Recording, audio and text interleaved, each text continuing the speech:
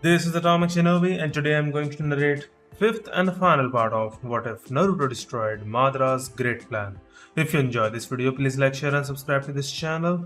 Now, wasting no more time, let's start the story. After a month, entering the chamber with his consort, Lady Uno.no, Sarara, was Otemu, the younger stepbrother of the deceased daimyo of Hai no Kuni and one of the pretenders to the kingdom's throne.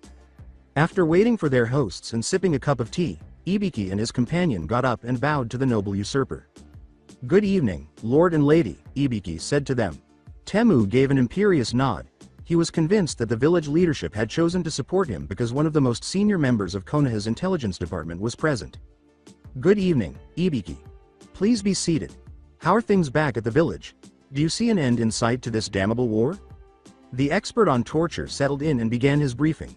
Otemu paid close attention and asked pertinent questions, leading to an hour-long conversation about the direction of the war. At the end of the hour, Temu said, "How may we help you today, Jun and Ibiki?" Ibiki and his friend looked at each other. "We're here on the subject of your claim to the throne." Temu arched an eyebrow, trying to look shocked. It wasn't, really. Messengers from Konoha had been meeting with the other pretenders to the throne for the past month, conveying Konohagakure's refusal to back them. Since Temu was the final candidate, it was only logical that the Leaf Shinobi would dispatch a representative to greet him and declare their alliance with him. "And what is your leadership's stance on the subject?" asked the man.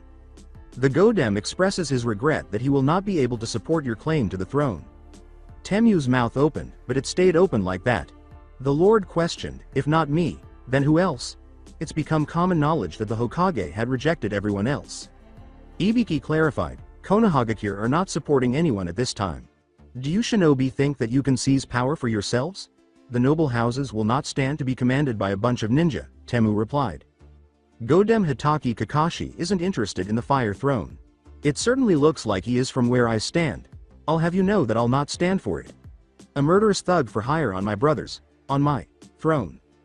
Once again, Lord, the Godem isn't interested in the fire throne. Well, I won't let him have it.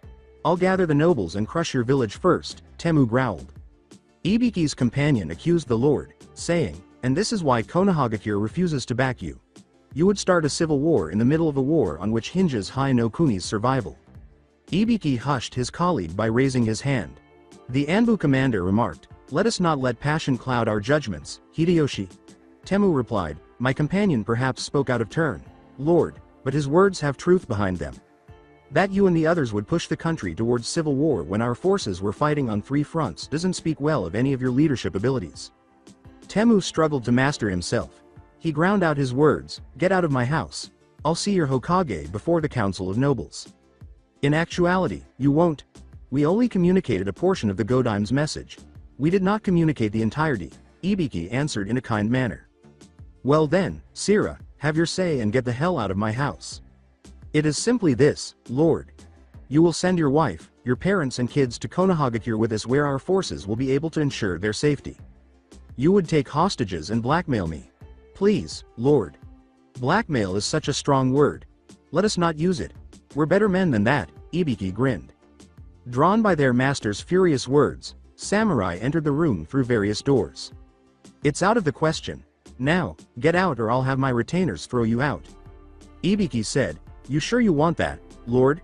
While maintaining her smile, it was hard to tell if the group of armed men standing at his back with their swords drawn bothered him. Temu's gaze grew strained. "If something untoward were to happen to me and my friend," the commander of the Anbu said, "there would be an unfortunate incident at your home tonight. Sadly, one of our ninja would have gone rogue. The pressure of continuous war for 3 years getting to him, you see, and there'll be no survivors.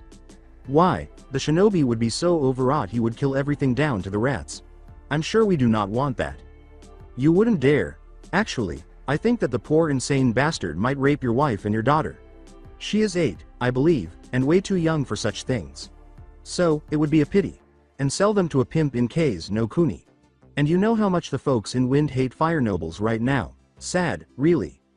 In his study, Conan discovered her friend scowling over an intelligence report. "Pain. Sama, is anything the matter?" With a stir, Nagato looked at his companion questioningly. "You were so immersed in the report that you lost situational awareness," Conan said. "I was reading this communique from Iwa from their intelligence head," he said. pointing to the desk's unfolded scroll. She is worried that there's been no update from either Itachi or Kisame for months now and concerned that there's been no report of mass casualties among the Leaf Nin under Jiraiya's command. Konan sat down and went through the message herself. I'm not seeing any cause for concern. These things tend to take time. Pain gave a nod. I agree, absolutely. The delay could be caused by any number of reasons. One of the cell members could have fallen ill, for example, and they could be lying low until they're combat ready. Yes. I'm not worried about that. Both Itachi and Kisame are very dependable. Far more so than any of our other cells.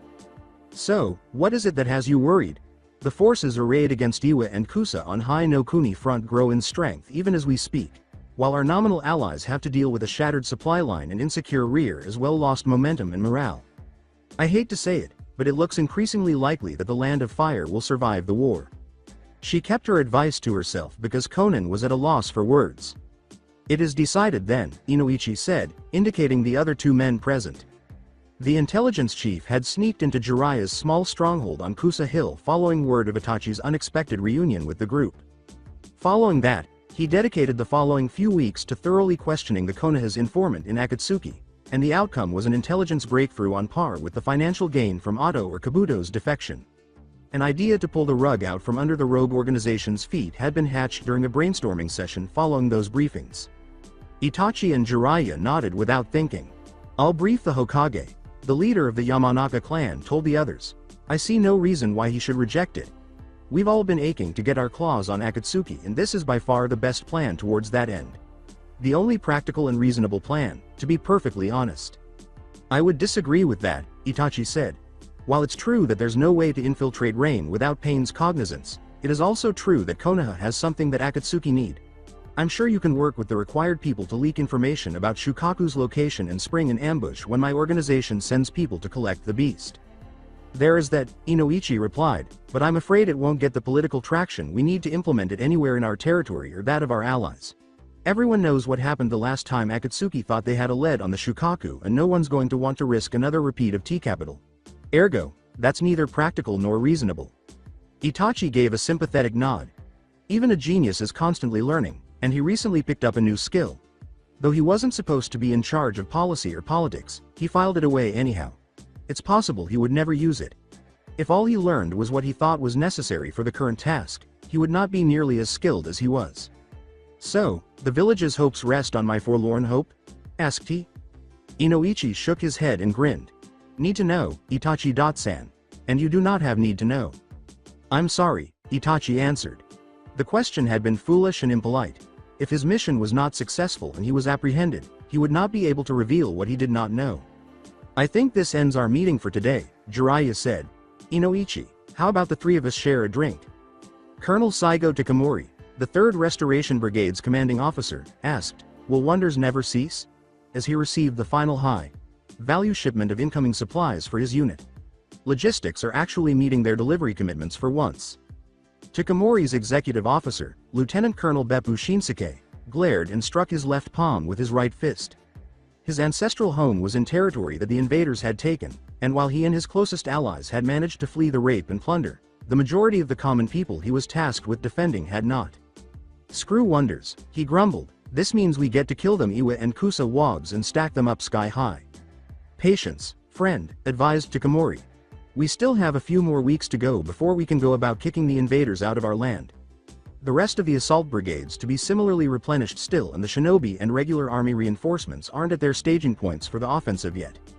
15 miles from the Iwa Kusa front line, where High no Kuni was gradually assembling forces for their first offensive operation on this front, was the camp of the 3rd Restoration Brigade. Troops and supplies were being moved into staging areas under strict observation, and the area was constantly patrolled by roving bands of samurai and shinobi.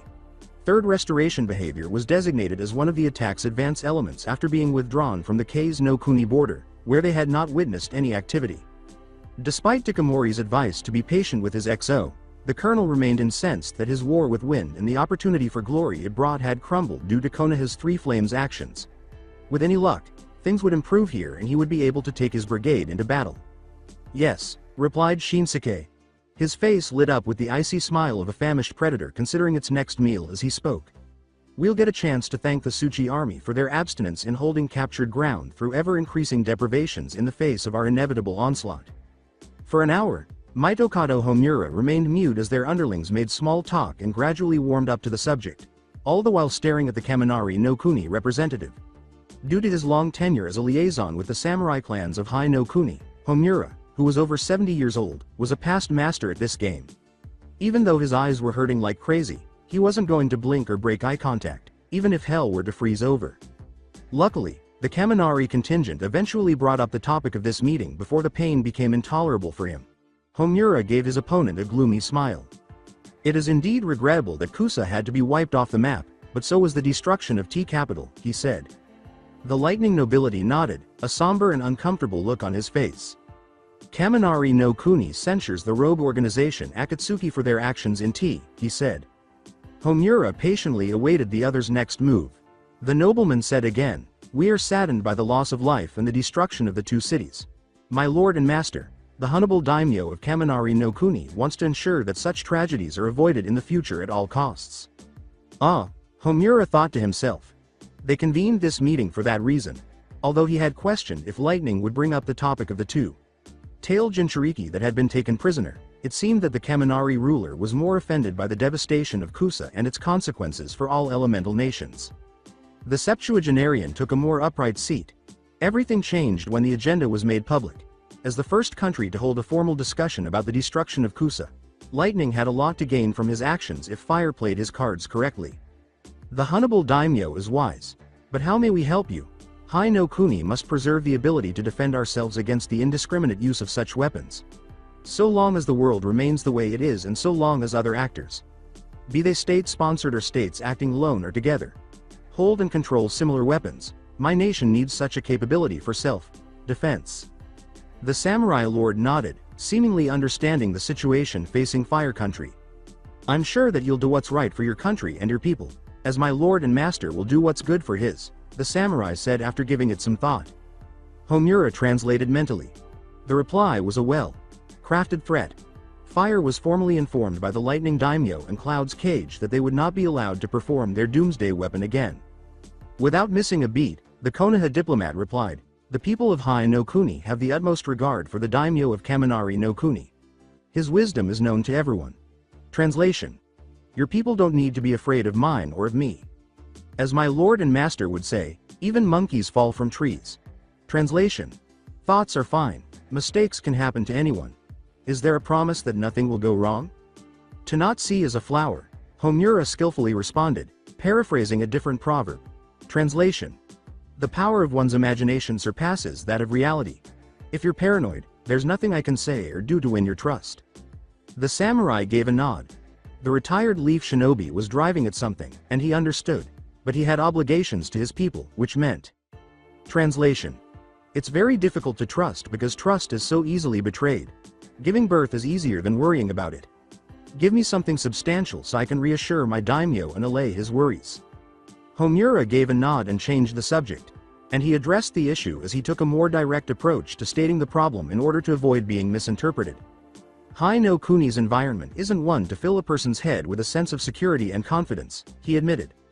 The rule of the land is as it has always been: the weak are meat, the strong eat. Translation: You talk about your daimyo losing sleep, but what about mine? We face an existential threat with Iwa and Kusa on one direction.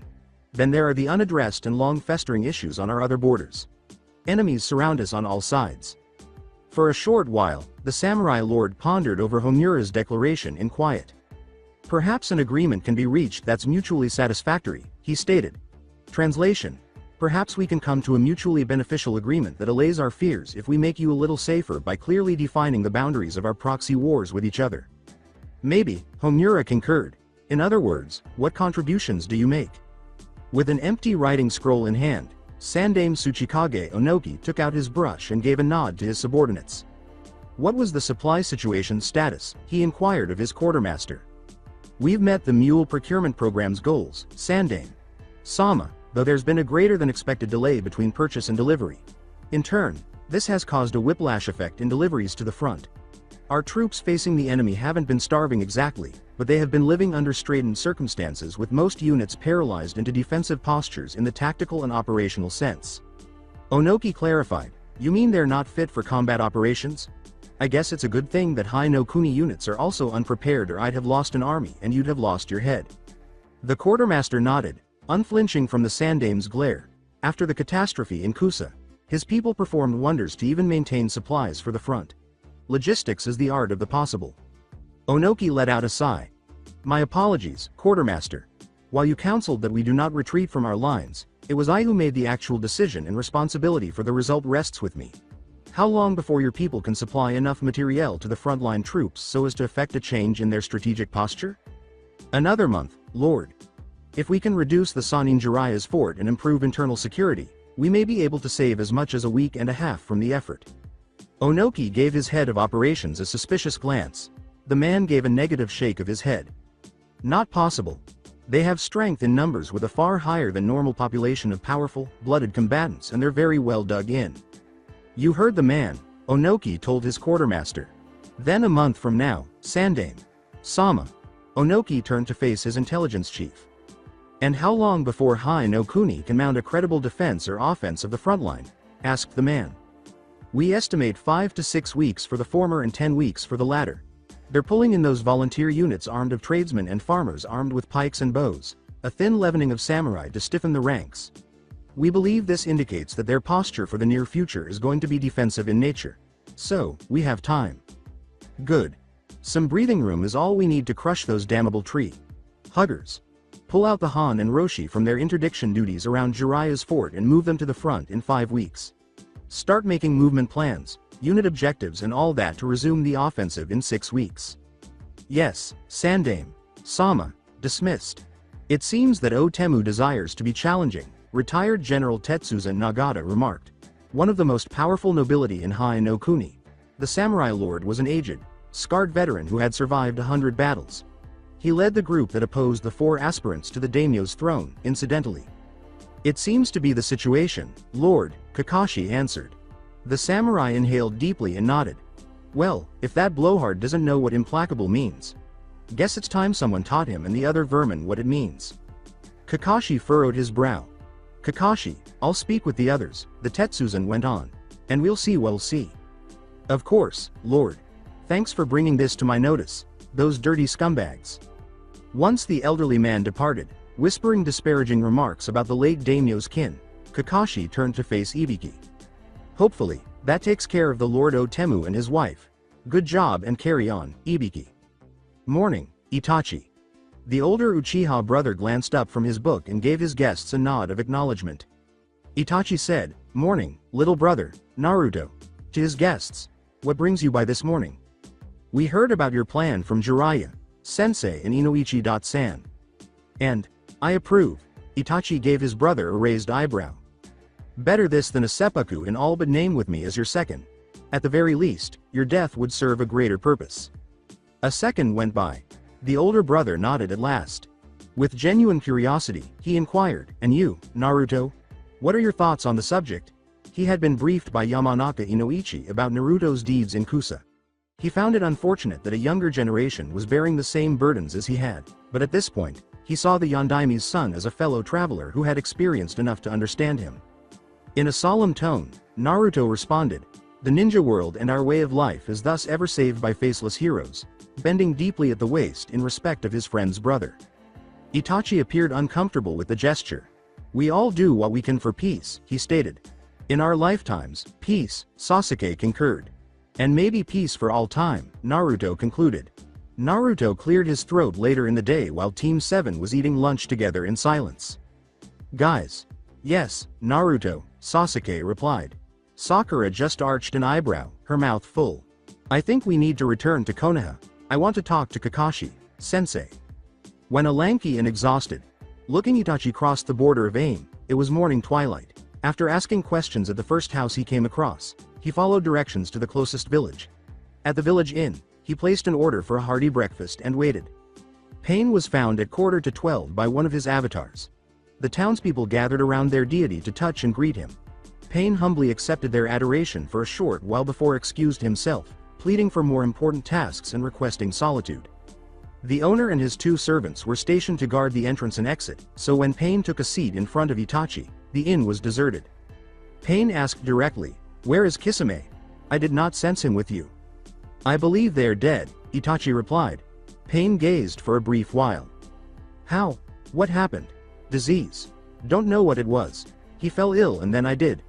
This was about 3 weeks back, I think. I'm not sure. What day is it?" Pain informed him. Itachi began to cough violently, saying, "3 weeks back then." Pain said, "Go on." After the Uchiha had healed. "It hit us both very bad, but Kisame was worse off. I don't know why. Nothing ever got to him and I was always the sick one of us both. But by the end of the first day, he was delirious. I tended to him for 2 days before I fell sick as well." Itachi stopped and took a sip of water. "I don't remember what happened afterwards. I regained my senses 6 days back in the evening. Kisame wasn't in the camp. I waited 3 days for him, while I got my feet under me again, but he did not return. He'd left his sword behind, as well as his other stuff, but he didn't come back." "Why didn't you report in earlier?" Itachi displayed an empty ring finger with his left hand. "I don't know what happened to my ring. I couldn't find it in the campsite. It could be lying around there still, I suppose. I was too weak to do a proper search, you see."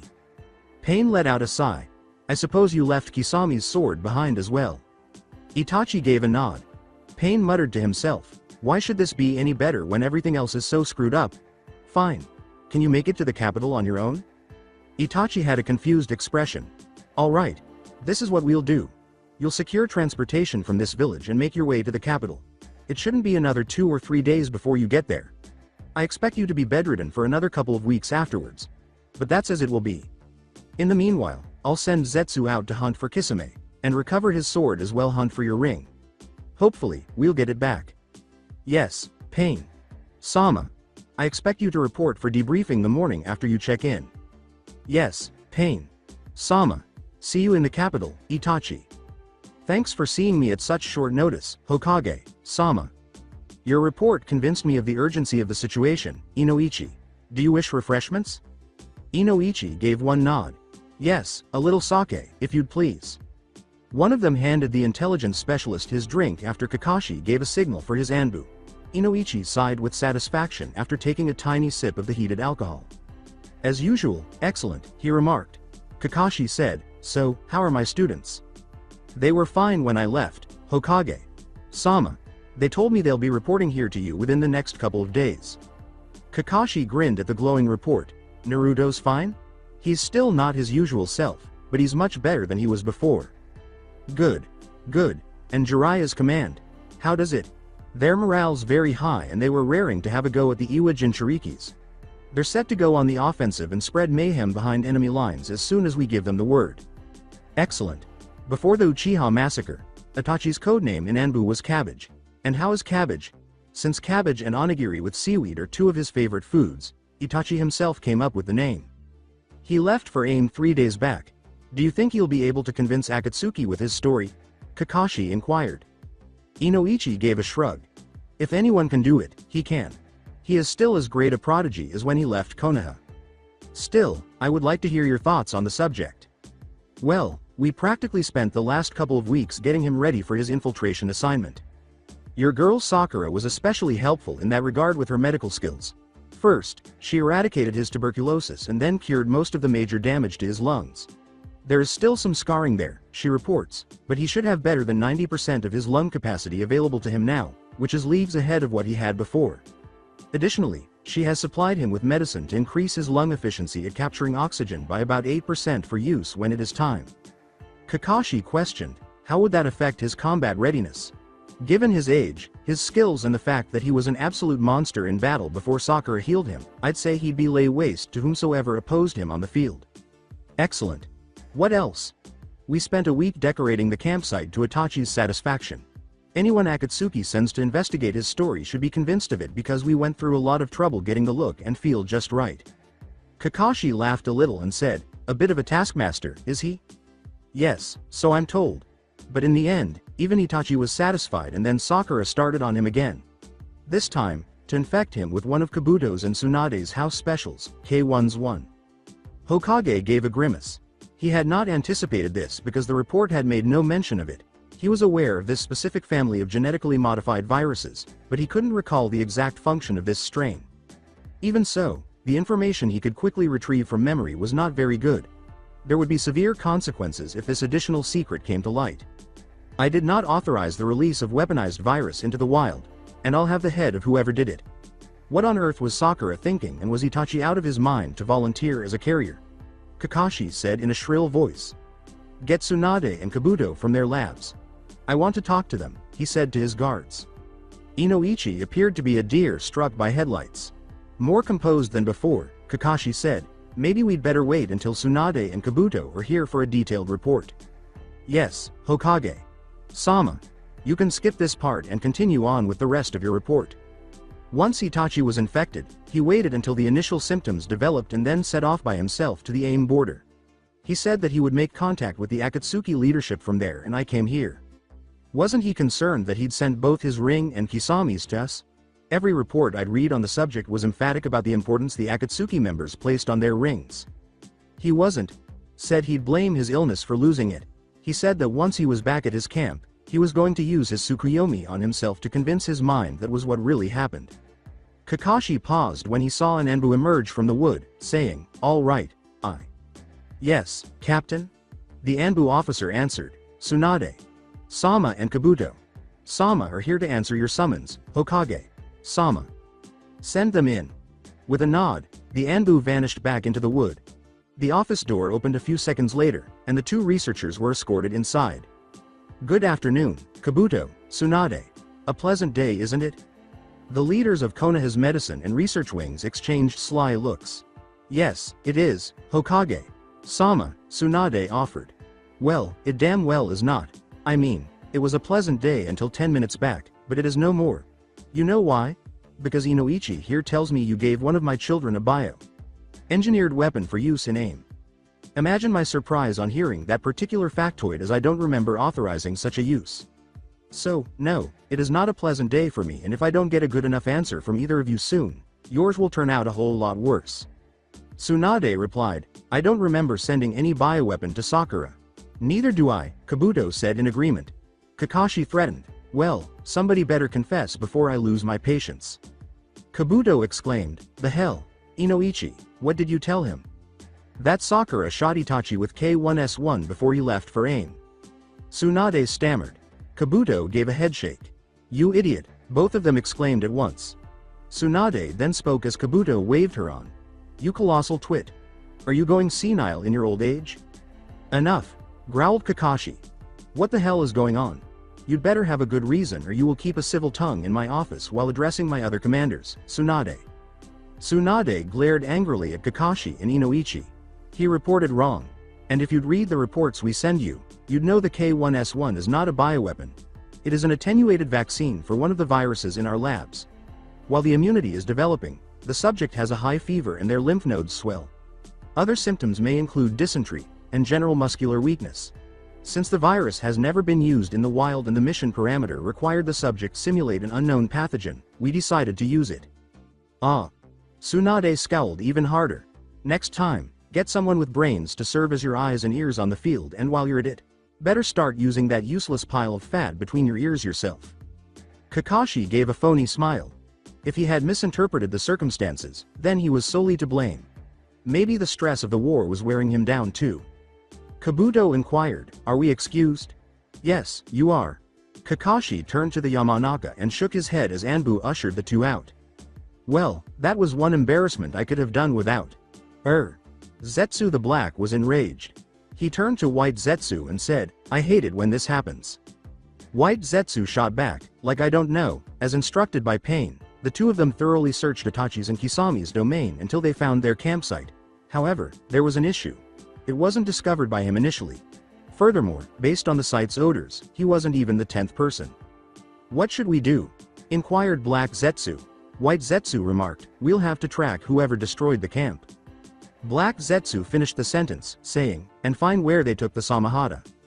But first, we need to find the ring, White Zetsu said, his black half joining him. They gave the campsite a single, extended glance. White Zetsu spoke in a pained voice that his counterpart heard. Too bad the site is so ruined, we'll never be able to tell what happened here. 15 kilometers away from Itachi's encampment. The platoon that had found Itachi's well-planned campsite was led by Akusa Junin, who gave the foolish subordinate who had decided to steal the unusual sword a stern look. "You incompetent cretin," he said, "what on earth were you thinking when you unwrapped that sword?" A Chunin who had spent 2 summers as the Junin's target groaned in agony. He was lucky to be alive because the sword had consumed so much chakra in the brief moment it had come into contact with his skin. The other gift of the sword was to stop the bleeding from the severed artery in his hand, not that the luck would last much longer if they failed to do so. "Colonel, our scouts report Iwa troops advancing towards us," the aide-de-camp of Saigo Takamori informed his superior upon awakening. Strength and disposition. About 7 kilometers due north and estimate a reinforced battalion of samurai and shinobi. I guess they've gotten enough of their feet underneath them that they're comfortable testing the waters. Is Shinsuke awake? Yes, Colonel. He was in the command post when a runner brought the report. Very well. Tell him to prepare our forces for march in an hour.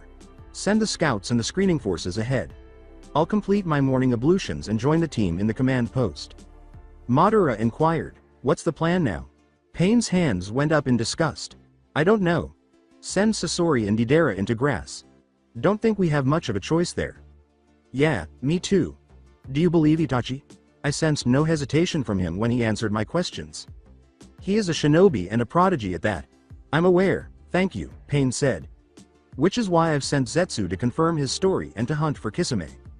"Good. Because this stinks some to me, and I don't want us to blindly trust Itachi." Pain arched an eyebrow. "You brought him into the organization. Nevertheless, I have my concerns. I don't think he'll willingly subject himself to a mind search if I were to do it, but perhaps he'll submit to you." "Perhaps. We'll do it during his debriefing."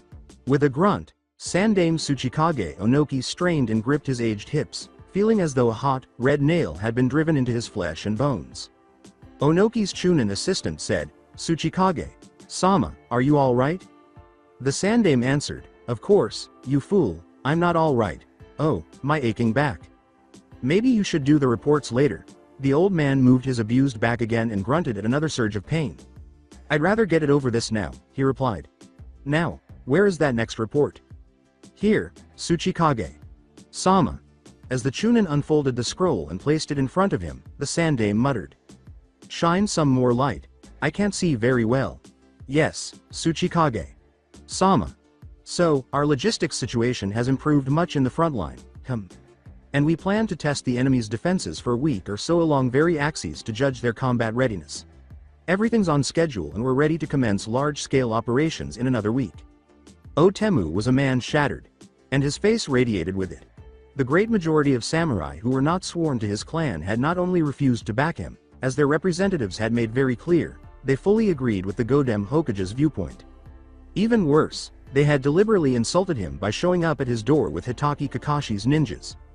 Then they had laid the law down for him, the surviving daimyo's stepbrother and legitimate emperor of Hai no Kuni, compelling him to give up his family and household troops. Under the watchful eye of the Leaf Nin, the common soldiery was divided into smaller groups and assigned to garrison duty in the capital, while the leaders of the household troops were stripped of their titles and holdings.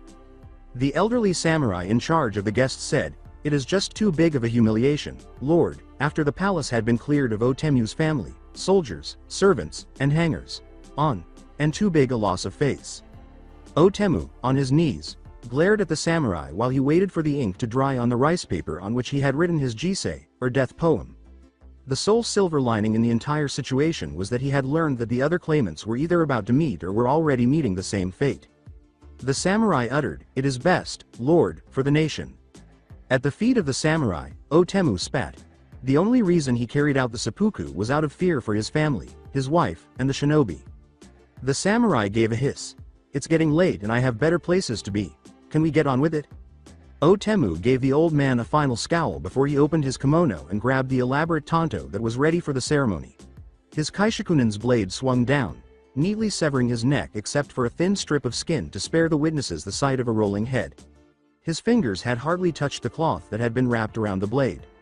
In the grand scheme of things, it was the best seppuku possible, and all involved felt that honor was served.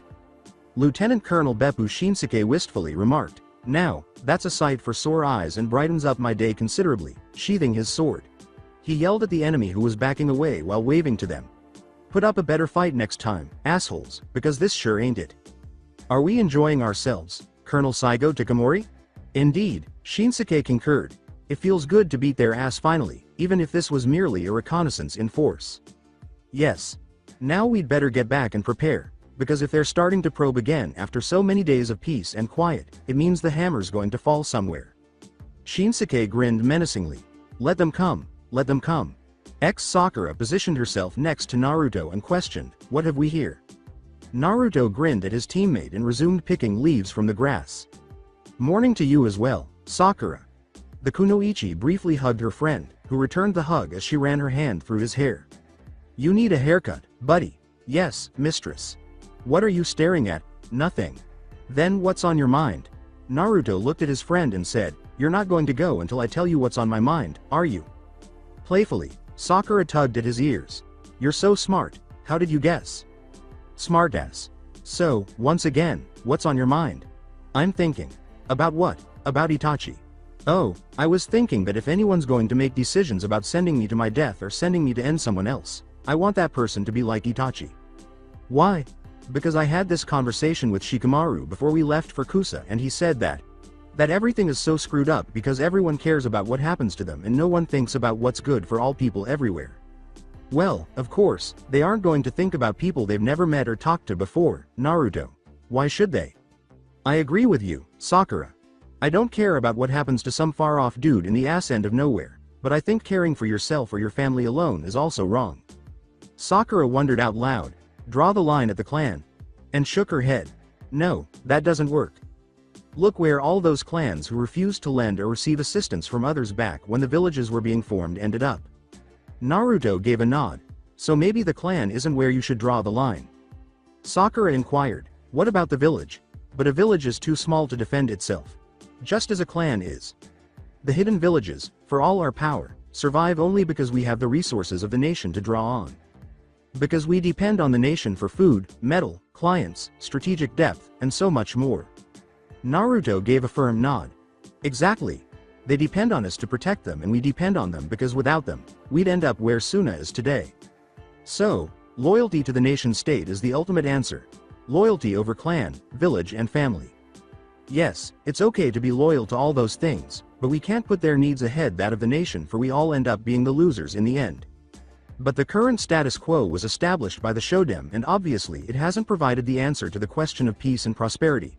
I mean, there is still so much pain and suffering going around. Yes, it is. Shikamaru said it's because power is concentrated in the hands of a few because of bloodlines and chakra. And we're ever so willing to sell ourselves to the highest bidder. And not the saint. If you want to put it in those terms, yes, we don't work for saints. Good thing because we'd all go hungry if we did. But would your saint be willing to order someone who deserved to be put down like a loathsome beast? Because there are plenty of animals in the world and we ninja cull their ranks. Not always, and even when we do, we don't do it for the common good, but we do cull them. Yes, and that brings us back to where we started. In this imperfect world, with all its evils and pains and joys and sorrows and love and hate, I'd rather follow someone like Itachi than the bunch of vermin who lord it over the rest of High no Kuni from the capital. Because though he may not fit the dictionary definition of a saint and though he has made plenty of mistakes, he's done so much for the common good. Even now, after all the pain that Leaf has inflicted on him, he goes to throw away his life once again so that we may all be better off. Ah, I understand now. You want our leaders to be such selfless characters. Yes. Selflessness. And only selflessness. I'm okay with them being dumb shits. Really? Well, not if there's one prince and he's a selfless, dumb shit. But I mean a bunch of them working together for the betterment of the people. Like the council we have advising the Hokage. In that case, they needn't all be dumb shits. Looks like you're bordering on treasonous talk, Sakura remarked in jest. Naruto questioned, is it treason to want good leaders? Sakura gave him a shake. Man, you really are sold on this idea, aren't you? Yes, I am. I've been thinking about this on and off for weeks now while we'd been stuck here and Itachi's selfless act helped gel my thoughts. Sakura gave a nod. Okay, wise guy. Let's continue with our conversation since your heart is so set on it. You want selfless ninja saints for our leaders. They can be selfless samurai saints, too, or from any walk of life for that matter. How do you select them? From jobs that obviously place them at personal risk but serve the common interests of the people. Professions like shinobi, samurai, you mean? Yes. But we're born to it, Naruto. And though the samurai like to pose as if they do it for the honor, they're whores for money and power all the same. Naruto gave a nod. Which is the problem? For every Itachi who does it for a selfless reason, there are a dozen assholes who do it for the money, the rush or the joy of killing. Sakura echoed Naruto when she said, and them's not the ones we want anywhere near the seats of power. That's exactly where I'm stuck right now, the blonde admitted. Too bad, because I think you're onto something there. With a smile, Naruto stood up. We can go find Sasuke and have breakfast, just the three of us, he said, holding out his hand to his companion. I hear the call for breakfast. She questioned, you mean, like old times? As usual, he grinned in response. Rakage. Sama, the report from the negotiations with the Leaf representative has been on your desk for a week. I think the daimyo would like to have your input before the end of the year. Scowled at his assistant, the Rakage. One of these days, he was going to give the uppity bugger a lesson. I'd already had a look at it. What of it? The daimyo wants your input. About how we should proceed. As if that's not the easiest thing in the world. We wait and see which way the wind blows when the campaign resumes on the earth. Fire front. If fire wins, we negotiate reasonable terms, else we claim rice. I'll send that as your response. Yes, you do that. Itachi collapsed onto his bed, exhaling a sigh of relief. It had been too long, and the strain of having to infiltrate Akatsuki was too great. Now that his part in the act was over, he was relieved. All he had to do now would have been to wait and see if they believed his story, which would have been ideal. How come they didn't? He was now in Pain's residence, Akatsuki's nerve center, so let him grab him if he so desired. He would exact a heavy price for his blood. Without introducing himself, Pain asked Zetsu, did his story check out? Well, the campsite was trashed by some Kusanin, but his sickness isn't faked and his blood work shows a perfusion of an unidentified antigen. So it checks out. As much as can be confirmed, Black Zetsu said in response. Keep an eye on him for the next couple of weeks, if he makes a false move. I'll report everything to you. Dismissed, Zetsu. Junin Shiranui Genma worried his back teeth with a senbon under the cloudy night sky, waiting for the lone summon to return from its mission. He and his group were operating from 3rd Restoration Brigade near the main Earth and Grass Army camp across the river, Ishikari, Gawa. Their objective was to contaminate the enemy's primary water tank, as well as the 2 wells. The idea was to start a fight with the Fire Army, who was quietly crossing the river at that precise moment. The guiding principle, which Genma felt was a stretch, was that their commander might be tempted to hold his ground and fight out a battle at a location and time selected by Colonel Saigo Takamori, the commander of the 3rd Restoration Brigade, if the enemy did not have a reliable source of water for a long march. Genma was the epitome of steadiness and steely nerves, qualities that the mission demanded. Genma. Yes, Rado. The lone summon is back. It says that it has completed its mission. Poisoned both the wells and the main sump? The mouse summon answered, not the main sump, Konoha. Junin, but the other 2. Genma said, your mission included the main sump as well. It is my considered opinion that poisoning the sump while evading detection is a fool's errand. With the tiniest of frowns on his face, Genma replied, I can't take that back to my superiors. I have to know whether you made the attempt. The mouse shook its head and let out an exasperated sigh. People can be obstinate about the silliest things. Of course, I tried. And if I'd been half the mouse I am, I'd be main course on some Iwa Chunin's breakfast menu tomorrow morning. Ah. We done yet? Because if we are, I'd like to strike home. I can smell rat snakes nearby and this forest gives me the creeps. Thank you for your service and fare thee well, dear mouse. The mouse complained, I hate these risky jobs, and then vanished. And I don't know why I risk my life and limb for you ninjin. Genma looked at his group. Certain summons had a gruff demeanor and there was nothing one could do about it. Gently, lads. Let's get to the rendezvous. At the mobile command post, Colonel Saigo Takamori patiently awaited the return of his aide. Soon after, the latter came back from his errand. Colonel, the shinobi scouts have crossed the river and anchored the cables on the opposite bank. They're establishing a secure perimeter for our engineers to work on. How long until the suspension bridge is ready? Half an hour. Give or take 10 minutes. Good. Order of crossing is the 43rd, 190th, 31st, 32nd and 44th. I'll be crossing over with the first wave.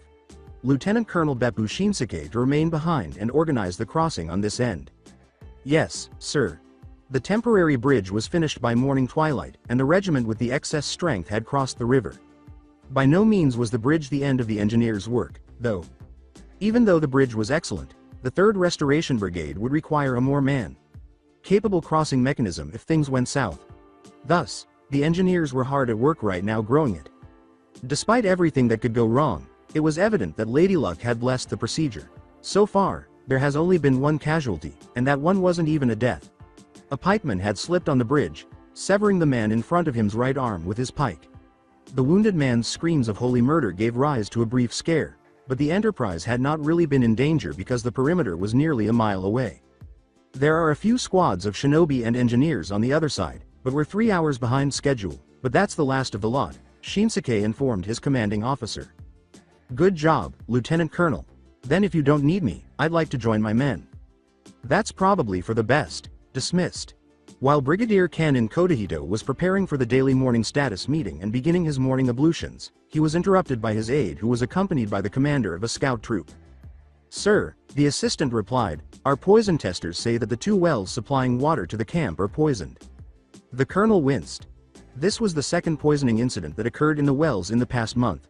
The water wouldn't be pure for another day or 2, so in the interim, there would be strict water restrictions, perspiring people, and increasingly foul-smelling underarm pits. Further, the scouts have something to say that I think you should hear. Sure, Kodahito replied. At ease. What is it you and the corporal want to tell me, Sergeant? Sergeant gave the corporal a nod. Go on, Shinji. Tell the brigadier what you told me. The corporal straightened up a little and went to parade rest. Sir, I was leading a patrol this morning near that copse of trees about 2 miles southeast when I saw a marching body of troops under enemy colors. Kodahito inquired, on this side of the river? To make sure? That's right, sir. Numbers? They were in 2 columns. I did a rough estimation and arrived at 3,000. In his quiet voice, the brigadier said to himself, they must have crossed over during the night. He motioned for the corporal to stop talking and for his assistant to approach. Send messengers to the regimental commanders with my compliments. I want them and their staffs to assemble in the command post for a meeting post haste. I want the shinobi CO and his XO to attend as well. To the corporal and sergeant, he responded, thank you, corporal. You just might have saved all our lives. And thank you, sergeant, for having the presence of mind to not waste time going through the chain of command with this. Now, if you'll stand by my side, we'll see what we'll see. The command staff took several minutes to gather at the brigadier's tent. When they got there, Kodahito had already come up with a rough plan of action. To keep his subordinates motivated, he had to project control and decisiveness. Kodahito asked the gathered officers, everyone in? I'd appreciate it if the commanding officers would sound off by regiment. Present were called by the cuz. Good. I gathered you folks here because it appears we have an emergency on our hands. Saigo Takamori has crossed the river with his regiment sometime during the night. We estimate they'll fall upon us in another 4 hours. Someone exclaimed in a terrified voice, how did that happen? Why didn't the shinobi patrolling the river spot the crossing? It doesn't matter for the nonce how the shinobi missed them. Investigation as to the cause can wait. What matters now is that the enemy has crossed the river and how we're going to respond to their action, Kodahito said sternly. Earth might prevail, but only if he prevented fear from escalating among his soldiers. All she wrote for his combined command was that fire had surprised them and added panic to the mix. The terrified voice grew silent after Kodahito received multiple ascent calls. Good. We'll meet the enemy on the plain between the river and the camp with our right flank anchored by the Boso Hills. A company from the Shinobi Battalion will secure the hills. The remaining 2 companies from the battalion can guard the other flank and act as a strike force. The 1st Regiment will hold the center, and the 3rd and 7th on the right and left flanks. Any questions, so far? None were present. Actually, the commanders had begun writing movement orders on their scrolls already. Send the order to your men to break camp and to prepare for a forced march. We'll march out in an hour. Colonel, the scouts report that the enemy camp is abuzz with movement. It appears they are wise to us. Nodding, Takamori chewed his rations. Have the columns spread out a bit more. We don't want them choking in each other's dust. Kodahito gave the shinobi commander a disapproving glance. With concern on his face, the deserving knelt in front of him. I'm not sure I got you the first time.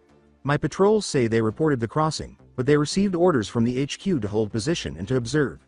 They're trailing the enemy as we speak. I assure you, Colonel Takahashi, that neither I nor my staff sent out any such communique copyright. I know, sir, which leads to the conclusion that our communication lines have been compromised. Or a spy ring has penetrated us so completely that they can act without impunity and we're none the wiser. The colonel cleared his throat. He had hoped to downplay the other possibility and save himself more embarrassment by drawing attention to the possibility of a compromised communication line. Yes, sir. We'd accounted for that. For now, we've secured the intel and communications groups and are getting the information directly from the scouts at this point. If we had more time, we could vet them ourselves, but right now, we do not have the luxury of time and whatever we do will not impact the outcome of the approaching battle. I've sent word to the rear for counter intelligence specialists to handle their processing. They should be here in another day or two. The fact that the penetration happened under your watch is a black mark on your record, but that you acted so decisively once it was exposed shows the lapse was merely one of failure of oversight and not something else. I'll inform my superiors so once the battle is done.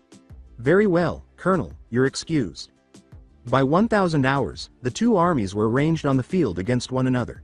The morning was sunny and bright, with a fresh breeze coming from the south. There were patches of cloud in the sky, and the temperature was in the low 70s. The 3rd Restoration Brigade, led by Colonel Saigo Takamori, and its accoutrements comprised the Fire Army. With 500 catapultiers, 300 shinobi, and 5,300 infantry, it numbered 6,100 strong. Major Shiranui Genma, Junin in the Hidden Leaf, commanded the 49th Shinobi Battalion, which consisted of shinobi. The 190th Artillery Battalion was in charge of the artillery.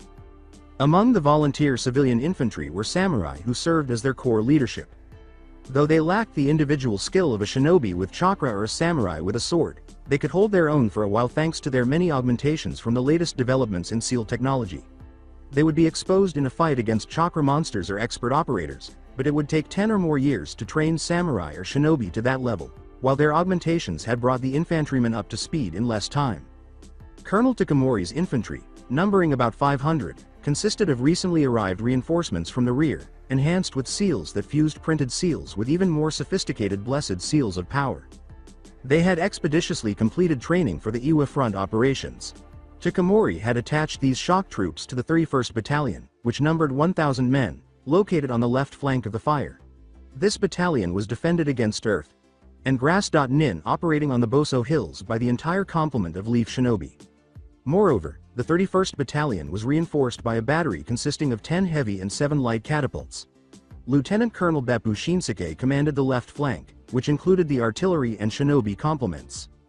The 32nd Battalion commanded the fire line's center. With 1,400 infantry, the 32nd was 400 men over strength. Under Major Hiro Onoda's command, catapults, 12 heavy and 20 light, with the primary objective of supporting the 43rd and 44th Battalions, had enfiladed the 32nd.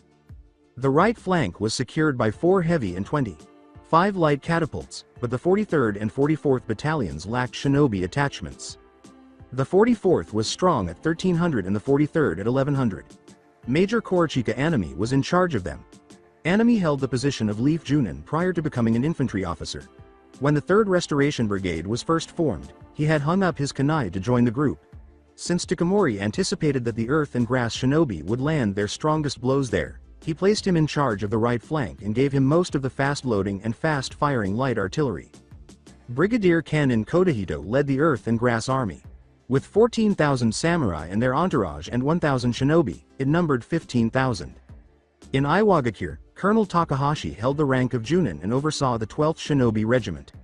Under Takahashi's direct command, the 331st Shinobi Battalion, with 300 shinobi in strength, held the Boso Hills on the left flank.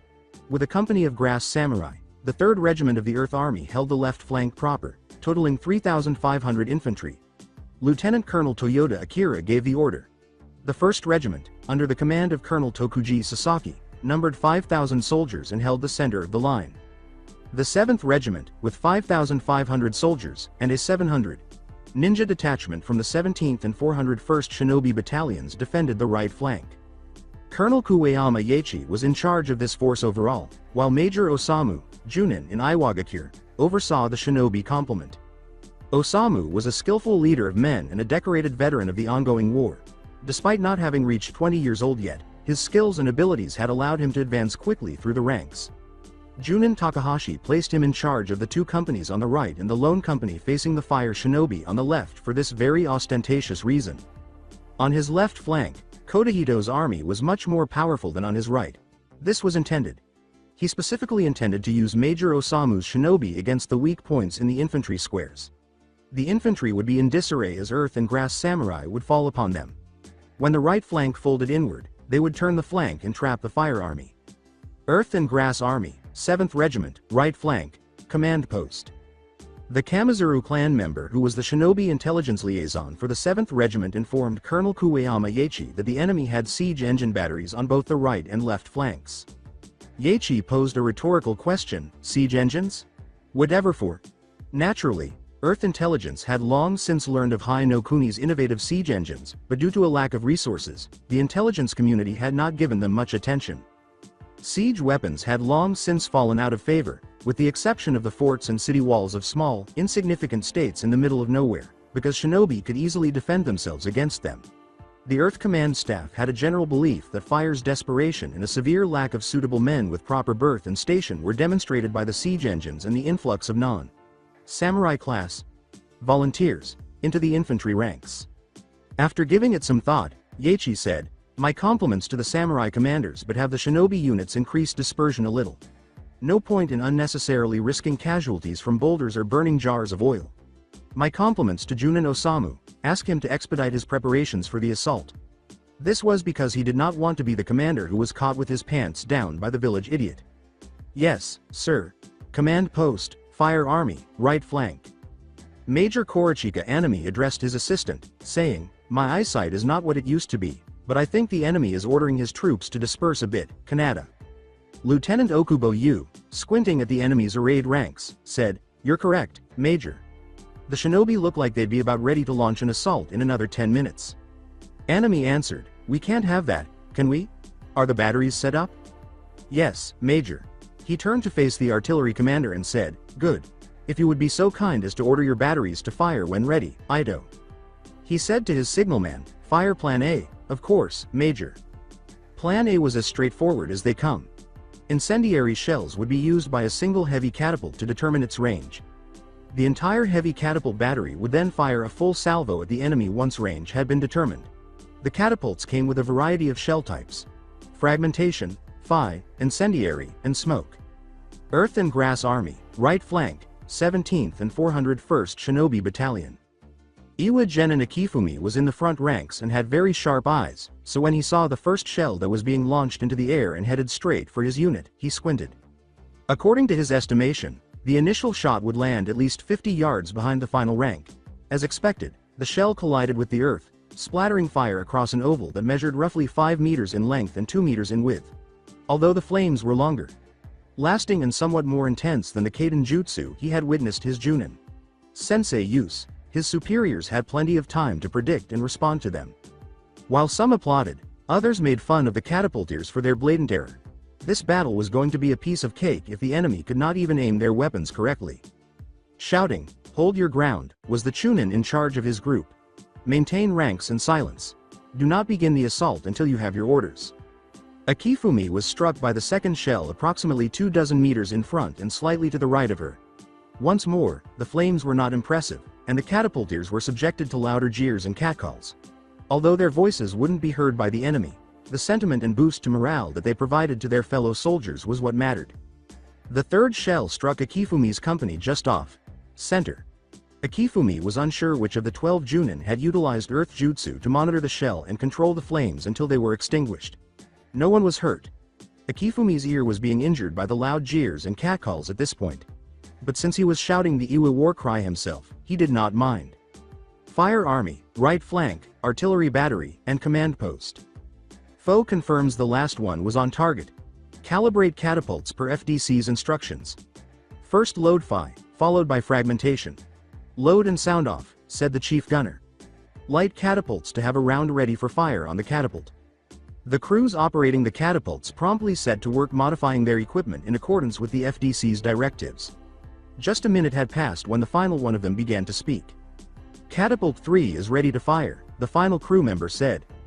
The gunners dutifully affixed arming seals to the shells and activated them after receiving additional instructions from the FDC to arm the shells. On my mark, fire for effect. Earth and Grass Army, right flank, 17th and 401st Shinobi Battalion. Unfazed, Akifumi observed the approaching stream of shells.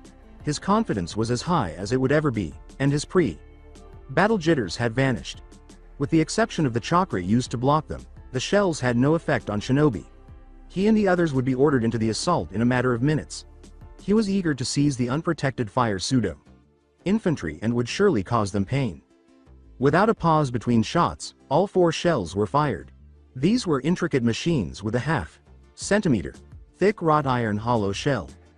The artisanal arming seals, which were printed on the most recent shells in the collection, were made to deliver a precise chakra pulse into the hollow shell, which would then activate additional seals within the sphere.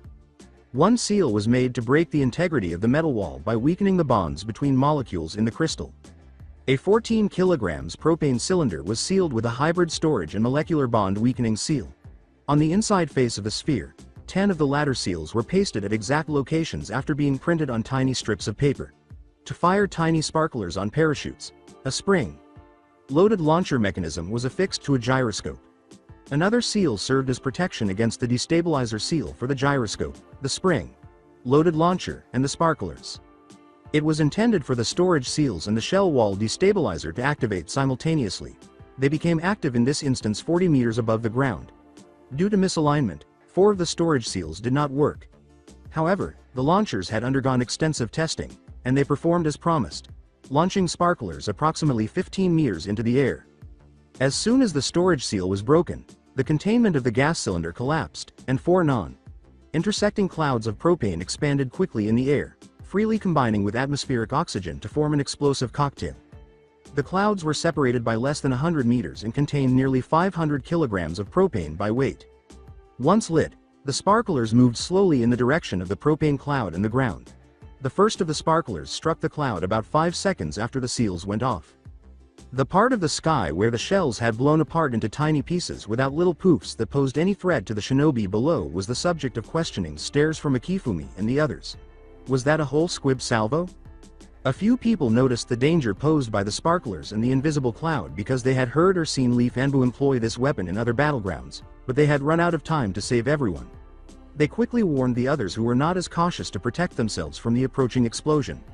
They also used jutsu to sink themselves into the ground before the sparklers arrived at the explosive mixture saturated with propane, hoping that their tunnel's seal would hold. The propane clouds burst almost simultaneously, with the heat from the first cloud igniting the others so fast that it appeared to the onlooker that the skies above the Iwa and Kusa shinobi had burst into a single, enormous, planet-shattering explosion. A half-kilometer diameter mushroom cloud emerged from the clouds. 600 yards away, the infantry of the 44th Battalion, 3rd Restoration Brigade, was gathered, and the shockwave knocked them off their feet. Akifumi was unable to let out a scream. He was carbonized instantaneously, right under one of the clouds. His closest neighbors met the same end as him. Further on, boys, girls, and men were subjected to various forms of bodily humiliation, including being severed limb from limb and having their heads chopped off. In all, that one strike claimed the lives of roughly 200 genin, 30 or so chunin, and 2 junin. The 7th Regiment's samurai fared better, but it's still not kind to be in the neighborhood rather than right next to a thermobaric explosion. In all, the 7th Regiment claimed the lives of 400 samurai due to broken limbs, collapsing lungs, and other horrors. On the field, another 1,000 people were injured. Grass Army, Earth, and Command Post Brigadier Kotohito said, "Holy shit, what the fuck was that?" with a hint of fear in his voice before he regained composure. He wasn't feeling very steady right now, so the last thing he needed after the catastrophe that was unfolding on the right was for his subordinates to become terrified. Command Post, Fire Army, right flank. His artillery officer was asked by Major Anami, "Did you plan for that?" With his eyes fixed on the mushroom cloud, that worthy shook his head. It seemed like he was shocked himself. He said in a small voice, "We'd tested the weapons, individually, of course, but never multiple ones simultaneously or in such close proximity." Anami gave a shrug. That was way too big of a hammer to crack that specific bunch of eggs, but there was never a problem with too much in a war or just too little. Fire Army, Command Post, Kami, what the hell was that?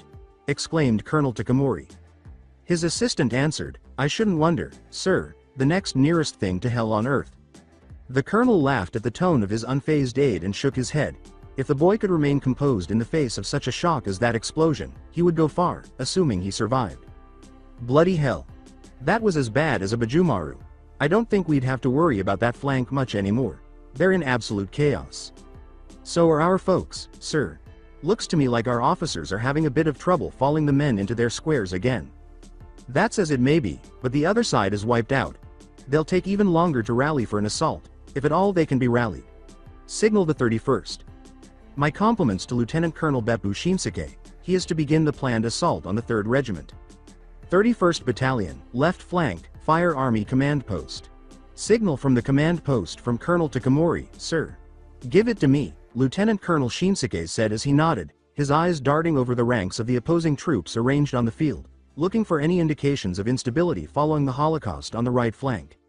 A smile appeared on his face as he took a moment to read the note. He turned left and said, start bombarding the enemy lines, to the artillery CO. Yes, sir. Do you want to use fire on the opening salvo as well, or shall we go with the prepared stonk? We'll go with the prepared stonk. I want to use the new troops on those bastards to show them that our infantry are as dangerous as our artillery. Yes, sir. With a nod of acknowledgement, the lieutenant colonel spoke to his staff. Signal assault in 15. Yes, sir. After what the artillery did on the right flank, I can't wait to see what those noble-born thieves and rapists do when we open up on them. Earth and Grass Army, Command Post, 3rd Regiment, left flank. It didn't take a genius to figure out that the fire artillery were a death sentence hanging over his men's heads after Lieutenant Colonel Akira, commander of the 3rd Regiment, Earth and Grass Army, personally witnessed the destruction of the 2 shinobi companies and the decimation of the 7th Regiment. Signal Junin Takahashi. My compliments to the Junin. He is to leave behind a small holding force to guard his position and advance on that catapult battery. His mission is to destroy the artillery at all costs. Yes, sir. The Earth and Grass line was rocked by panic when they saw men swarming around one of the catapults. Again incendiary, the ranging shots were nearly sufficient to cause a rout. The line officers enforced the strictest discipline, eliminating any samurai who dared to deviate from their ranks and increasing the distance between men to previously unheard of levels to 3 or 4 yards between one and the next. The initial shell was fired too soon. A sudden gust of wind caused the second to overshoot, and the third to veer too far to the left. The fourth missed its mark by a considerable margin, but no one was hurt. However, samurai moved tensely through the ranks.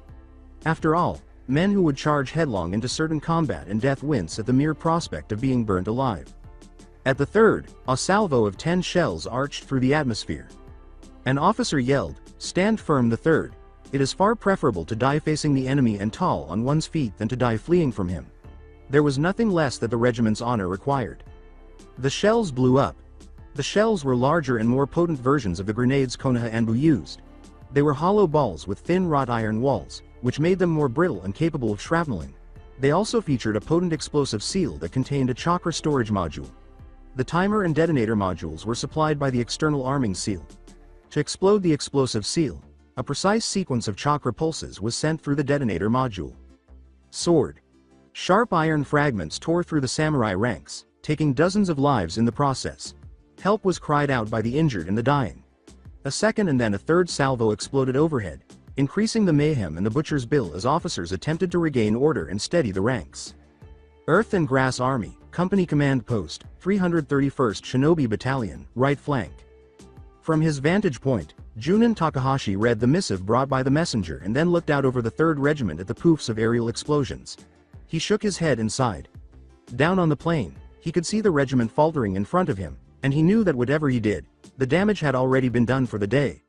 However, there was a high likelihood that the overly cautious Tsuchikage would have him quartered for betraying the country. Junin Akaji, you're to take 1st and 3rd companies down the hill, bypassing the enemy shinobi positions and destroy the enemy's artillery battery at all costs. Go. All right, Takahashi, but I don't see us saving those poor bastards in the 3rd. Most we can do is exact revenge today. Then exact revenge we must. And while you do that, I'll keep our friends the hills engaged. With a nod, Akaji turned to give orders, telling them to gather and vacate their positions.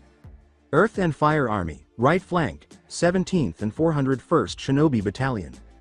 As Junin Osamu emerged from the tunnel he had been hiding in, he resisted the urge to throw up. He had assumed he was as tough as they got, but the smell of burnt pork permeated the air, and the scenery resembled a slaughterhouse, with mutilated corpses strewn all over the place. His quick scan of the area for survivors revealed none. He took a deep, shuddering breath and glanced around, focusing on the other fortunate people emerging from their tunnels at that moment. After emerging from tunnels, some genin milled aimlessly, while others regurgitated their hurried breakfasts. Nor were the other Junin and Chunin all that much superior. Osamu parted his lips to say something, but nothing came out. He attempted again after clearing his throat. He gave a nearby Chunin an order, saying, "The enemy and revenge is that way. Get the genin pointed in the right direction." The Chunin gave him a stern look. Osamu gave the man a slap to further emphasize his words, "Get moving, Chunin," repeating them in his finest commanding voice. "Yes, sir." Earth and Grass Army's left flank 331st Shinobi Battalion. Junin Akaji examined his order. There were so many shinobi at 200 that he had to stand atop a boulder in order to address them and make himself heard. "Our mission is simple. We have to knock out the enemy artillery, but the simple become exceedingly complex in the whirlwind of war.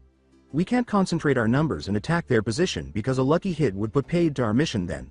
So, we're going to disperse. You will all operate as independent teams. Try to support each other as much as possible. Junins and Chunins, take command of your teams. I'll see you on the other side." A Shinobi Company command post, left flank, Fire Army. Genma. "Yes, Neji." Junin Hyuga Neji reported, one of the Iwa Junin are addressing a crowd of about 200 shinobi. Glancing at his subordinate, Genma asked jovially, "He isn't talking about your hair, is he?" Neji's face stayed expressionless. Inside, Genma shrugged. He would eventually receive a response from the unyielding Hyuga. He is planning on taking a detachment down to the plain to attack the artillery battery. That would put a dampener on our plans, wouldn't it? Neji didn't respond. Anything else? They're planning to split into teams to avoid presenting a single target to the artillery. Granny grinned. They are they? Well, we can't have them feeling unwelcome, can we? Pass the word. We'll go down to the hills and greet them. Neji questioned, "The battle plan is no more. We've made contact with the enemy and as is only natural, he has fucked up our plans. So, let me repeat myself. Pass the word. We're going to get between the mad Iwa.nin and our innocent comrades in arms down on the plain. We have this one thing going for us. We have to run a shorter distance than them and we can beat them to the plain but only if we start now." Neji gave a slight nod. He knew, as Genma did, that the battle was far from over even though Fire had taken the right flank engagement handily. It was possible that the 31st would be routed and the Fire left flank would crumble if the Iwa shinobi overran the artillery position and fell upon them after they had committed to the attack on the enemy's 3rd Regiment. All in all, a favorable choice on the left was far more significant to Fire than it was for Earth on the right, given the numerical difference. 31st Battalion, left flank, Fire Army Command Post. Another salvo of fragmentation shells burst over the heads of the 3rd Regiment while Lieutenant Colonel Beppu Shinsuke looked on. The enemy was dazed from the hits after nearly 70 shells had been fired thus far. At this juncture, Shinsuke estimated 1,000 dead or wounded. "Sir, compliments from Junin Genma. He reports that the enemy ninja are about to come marching down the hill," according to Shinsuke's assistant. The lieutenant questioned, "And what does Junin Genma deign to do about it?" "He's announced his intention to abandon his defensive position and move to block the enemy shinobi, sir. But he expects the enemy to leave a force to pin him." After taking a moment to gather his thoughts, he said, "Task the artillery to clear the force that is pinning him. My compliments to the Junin. Let him to make haste." "Yes, sir. And sound the advance. We've got those bastards in the 3rd Regiment by their balls and I have no intention of letting go at this point." "Yes, sir." Earth and Fire Army, right flank, 17th and 401st Shinobi Battalion. The Iwa shinobi stepped forward into the flames. They had lost more to the deadly rain of iron as the shells began to fall on them more frequently, but Osamu kept them safe.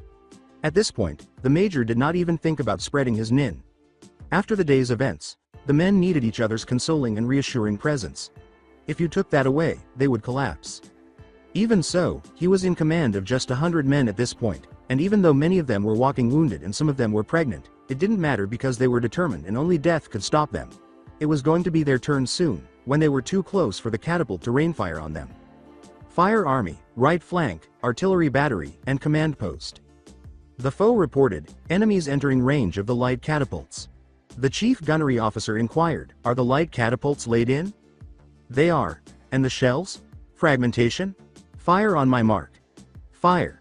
Earth and Fire Army, right flank, 17th and 401st Shinobi Battalion. It was a massacre all over again. The range, not the amount of shell weight that could be fired, was the main distinction between the heavy and light catapults. This indicated that the fire had grown from 4 to 29 when the light catapults joined the heavy ones. Furthermore, compared to heavy catapults, light catapults could fire far more quickly. On their feet, men and women fell and perished. Still, the line progressed under Osamu's command. They were past duty, friendship, and stupidity now that they had slowed down and had reduced in number to the point where they had no chance of completing their mission. It was completely insane and infinitely brave all at once. 31st Battalion, left flank, Fire Army Command Post. Lieutenant Colonel Shinsuke looked over his shoulder. Before giving the next order, he wanted to be certain of the artillery's position. It was as expected that the crews operating the catapults were controlling the apparatus and keeping up with the infantry. Remarkably, they were leapfrogging positions in 1s and 2s, all the while holding their fire. Shinsuke was certain that the men would be bedridden the following day from their exertions, but thanks to the kami, they were keeping up. Cease fire on the 3rd Regiment. I think they've had it. Shift fire to the 1st. Earth and Grass Army's left flank 331st Shinobi Battalion. As an FAE shell exploded nearby, Colonel Takahashi cursed the gods and hurried to the next cover. The enemy was combining fragmentation and Phi in their fire. Although the fire rate was not particularly high, he had already lost 12 men. Even worse, as the shells descended upon him, his men were unable to move quickly enough to pin the Leaf.Nin, who were eroding from their positions and sprinting down the hill to obstruct Akaji's force. Whoa, one more Phi. Fuck. Fire Army, Command Post, instruct your aide to signal the 32nd to advance, said Colonel Saigo Takamori. Having been watching the battle unfold, he could see that the Iwa Army's untouched center was now the only thing keeping them in check. 31st Battalion, Fire Army, left flank with the distance between the front ranks now less than 300 yards. Shinsuke performed a vulgar song and displayed lewd gestures towards the 3rd Regiment. He broke off his song for a moment to give one command. Unleash the dogs of war. Upon giving that order, he had liberated his shock troops to wreak as much havoc as possible. Earth and Grass Army, Command Post, 3rd Regiment, left flank. As several hundred fire infantrymen, who all exuded power, crashed into his faltering front ranks, Lieutenant Colonel Toyota Akira could only look on in shock. On and off the battlefield, fear equals exhaustion, and his samurai had been scared today not only of a foe they could not touch or harm, but also of the possibility that it would dismember them. They were unable to defend themselves against shinobi, much less garrison troops, at this point. No samurai were among those men who felt his wantonly. Thus far in the day, the 3rd has suffered over 1,000 casualties and wounded. They had witnessed the bodies of their brothers, friends, and officers violated, and now that they were finding it difficult to concentrate on a single idea, they were being attacked by highly skilled and eager soldiers. It was excessive. The line broke. Earth and Fire Army, right flank, 17th and 401st Shinobi Battalion.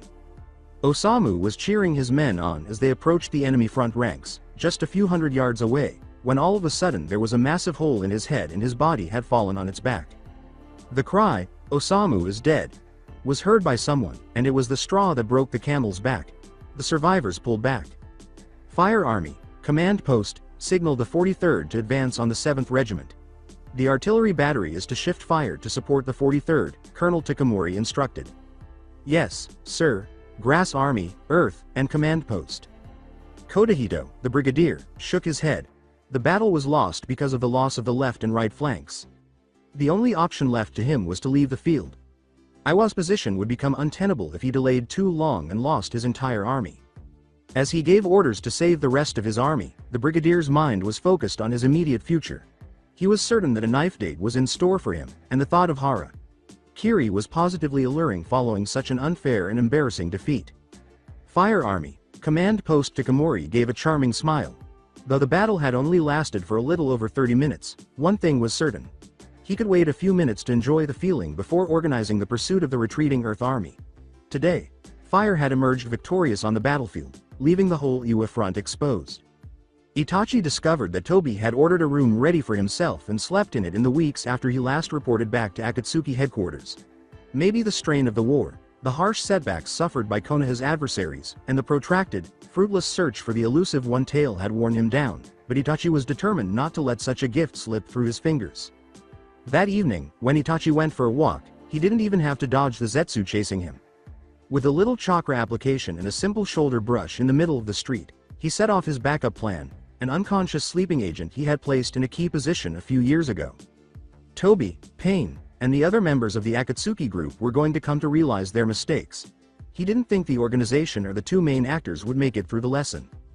With Rock's front lines exposed from the Battle of the Crossing, their soldiers made a systematic withdrawal to safer ground. As a result, Team 7 was able to leave Jiraiya's stronghold and enter High no Kuni and Konoha without any trouble. After reaching their destination, they had to endure a full day of being briefed, followed by another spent waving to the Hoi Polloi while Kakashi organized an unplanned celebration honoring Takamori's triumph over Rock and the arrival of Leaf's heroes. Naruto believed that the present was the most significant of all the meetings that had followed, which went on indefinitely. Naruto concluded, saying, "So, that is what I want to talk about, Kakashi-sensei." Leaning back in his seat, Kakashi cleared his throat. After listening to what Naruto had to say, he concluded that today was one of those days when getting out of bed just did not make sense. Never mind that his children were proposing to jump into a pit of vipers headfirst, even though Kakashi thought there might be some merit to the idea. If the wrong people took offense, it wouldn't matter that they were the heroes of the Fourth Shinobi War. After a turn, he answered, "I'm trying to think of a word to express how I feel, Naruto. Pig-headed, stupid, idiot, dead man walking a. None of them quite catch the entirety of my feelings. Frankly, I'm at a loss for words." With a stubborn look back, Naruto said to Godem, "I know that there is a danger, sensei, but these last few months, I've been thinking about my legacy. Right now, I'm the biggest one-day mass murderer in history. I don't want to be remembered for it. I want to leave something worthwhile behind." With a laugh, Kakashi shook his head. "Not even 17 and already thinking about your legacy. Hopefully, you have many decades ahead of you, Naruto. You needn't plunge into the world-saving business right away, you know. You just got yourself back together after saving Konoha and look what it took out of you." Naruto pursed his lips, but his gaze remained fixed. Kakashi let out a sigh. He glanced over at his other kids. He said, "And the two of you are with him?" Sakura answered, "Kakashi, sensei, we stand with him. Even when he's acting like an idiot," Sasuke continued. Kakashi gave a nod. "So be it. I'll call for a meeting of the junta, but be aware. I cannot do a damn thing to protect you if they take offense at your ideas. The junta is still finding its feet and I dare not impose any authority over it for fear of upsetting the status quo. Not until Iwa and Kumo agree to peace and perhaps not for the foreseeable future even then." Sakura gave a firm, "We understand, sensei," in response. His neutrality was the best they could hope for in the given situation, and it was exactly what she and her teammates had expected. When Nakamura Tetsu, the maintenance man at Akatsuki headquarters, showed up at the duty station at about mid-morning, the duty guards gave him very little attention. 6 porters, who all had clearances to work in the building and had undergone background checks, followed him while they carried cylinders on their shoulders. "Good morning, Tetsu-san," the front guard said, pointing to Tetsu-san with a scroll. "Need your signature for the cylinders. What are they for?" Tetsu initialed the form and produced the necessary documentation in response. "The building environmental system, Keita-san.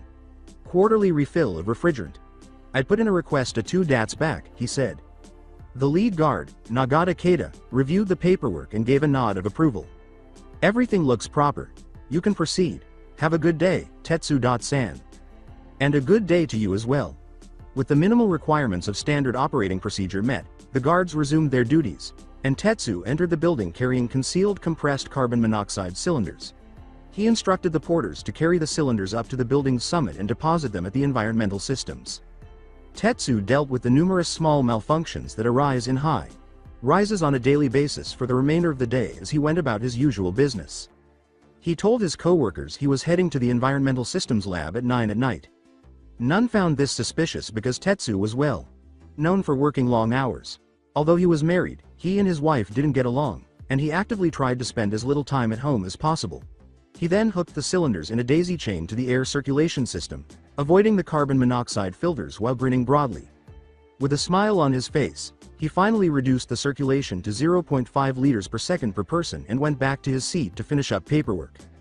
That was the power of Koto Amatsukami in Shishui. Under the guise of stretching his muscles, Itachi avoided Akatsuki headquarters for the entire day, making no attempt to avoid his tail Zetsu. He enjoyed a leisurely dinner at a nearby restaurant in the evening, and then he consented to be invited to one of the servers' rooms, who was very kind to him. Late into the night, he and Kasumi, the girl, engaged in a passionate lovemaking session. Itachi bid his partner good night, applied a light genjutsu to Zetsu, and went back to his rooms when she was finally tired. Just over 4 hours had passed since Tetsu let the carbon monoxide out through the air ducts. The main doorway was open, so it was expected that the guards at the front desk were disoriented and comatose but conscious, and the upper floor hallways were deserted since it was the middle of the night. Nevertheless, the guards were unconscious or comatose when Itachi examined their duty stations on every floor. Itachi hurried to Toba's room, not wanting to spend any more time in the Ko's presence. He was shocked to see Tobi and Black Zetsu sprawled out on the bed. Itachi had forgotten that Black Zetsu and White Zetsu were two distinct, sentient beings because Black Zetsu was almost always with his white counterpart. Fortunately for Itachi, the plan had not been derailed by the Zetsu's presence. Tobi was barely hanging on to life while he was dead. That could be stopped with just a slit in the throat. He carefully removed the evolved Sharingan, sealed it and the corpses apart, and set a timed incendiary tag before he left the room. After all, it made no sense to leave such a potent weapon unattended for Konoha's enemies to discover and utilize. In their rooms, Konan and Nagato were lifeless. He dug out the Rinnegan of the latter and crushed it, and sealed the former and left an incendiary tag behind. Many years ago, the first Hokage had made a grave error by allowing his vanquished comrade to retain those eyes. Itachi wasn't prepared to trust anyone, much less himself, with the Rinnegan, and peace in the elemental nations was difficult enough without the intervention of a god. He also sealed Nagato's body, but unlike the other corpses, he intended to dispose of it himself at his convenience rather than give it to Konoha for examination. The remnants of the Akatsuki leader might not be completely destroyed by incendiaries, and a body that had once housed the Rinnegan might contain secrets that were nearly as lethal as the eyes themselves. He's finished his work. With a calm demeanor, Itachi left the building and disappeared into the night, while Aim's never-ending rain finally stopped. It was time to give Konoha back his spoils. The Raikage, uncharacteristically, scratched his head as he stared at the Battle of the Crossing report. "Boss," said Darui, "we need to get this information and our recommendation to the daimyo fast." A cocked his head and menacingly peered at Darui. "I'm not happy at all." Darui questioned, "Because Hai no Kuni won?" Darui, "Stop being such a fool and use your brain. I don't care if fire wins and our allies in stone lose. Either way, we were going to gain territory in Rice. The only thing that will change is the amount of territory we gain. In fact, I'm willing to give up all of that new territory if fire wins as well and the Fuma clan decides to adopt a neutral stance between us. No, what irritates me is that fire has managed to train men who were civilians less than 2 years ago to serve as front-line shock troops with chakra enhancements. It appears from the evidence that they have achieved a significant breakthrough in terms of training, tactics, and/or capabilities, and as a result, their pool of potential recruits has grown dramatically. That portends poorly for us in the fights to come." Darui had a contemplative expression. "I understand.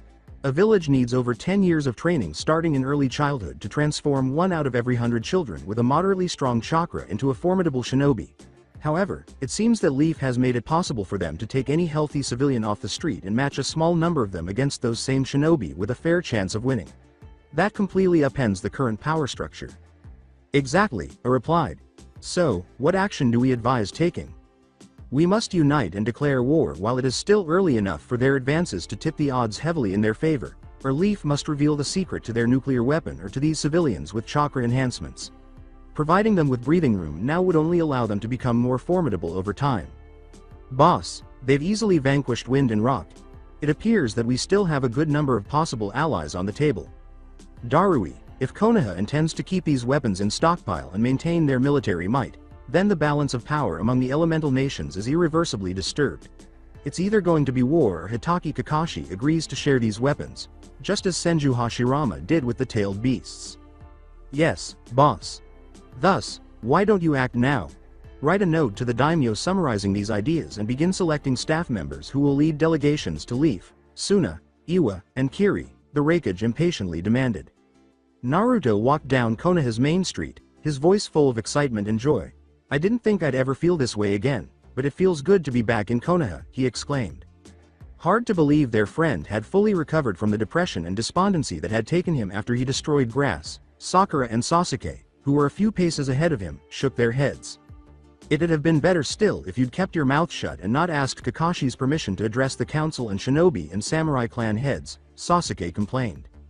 Naruto shot back, "The gods made you a sourpuss, Sasuke, to ruin my day. However, it won't be successful this time. I'm strolling through clouds.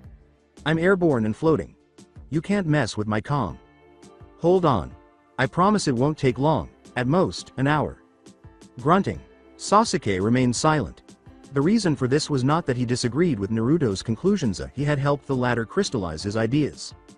After Allah, but rather that he was aware that it was highly likely that Naruto's speech today would earn the three of them the enmity of the council and clans, who would view his proposals as undermining their authority and upending the established social order. People who fell into that category in the elemental nations had a short life expectancy, and while Sasuke had lost one family, he was about to lose another. "We owe it to Itachi and Naruto, Sasuke," Sakura gently reminded her friend, even though she believed they were also heading toward death. Nevertheless, she felt obligated to support Naruto. "I am aware." Sasuke grunted, telling himself that at least this time he would not outlive his family. There's nothing for it but to get this over with. This was the informal junta of shinobi and samurai that had taken control of Hai no Kuni after the late daimyo's death and the seppuku of his wannabe successors.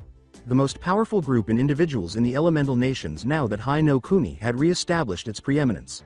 The council, clan heads, representatives of samurai, and so on warmly greeted Team 7 with good wishes and whatnot. He'd had a private conversation about Naruto's planned speech with those he'd considered close allies, and hadn't even been able to get their support. "No urgent business, really, but Naruto wanted to address you folks," he said without ado. He'd thought that with the war coming to an end, he'd have to deal with less worry and stress, but as things stood, his children were going to be the death of him. "Naruto, they're all yours.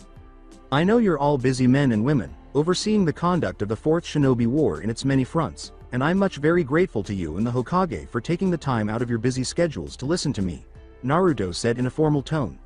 "Thanks, Godem Sama. I would greatly appreciate it if you could wait to ask questions until I give the floor for discussion at the conclusion."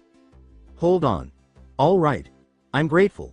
I would like to discuss a topic that is dear to my heart and, hopefully, the hearts of everyone present. My dream is peace. Now, before you close your eyes and write me off as a raving madman, let me make it clear that I do not mean an eternal state of peace between nations. In fact, I do not believe that we can ever have anything more than fleeting moments of peace as nations compete with one another for territory, resources, power, and other advantages. No, what I mean by peace is the rule of law and order within a nation where the weak are not prey for the strong. The Sannin Jiraiya has confided in some of you his dream of breaking the cycle of hatred.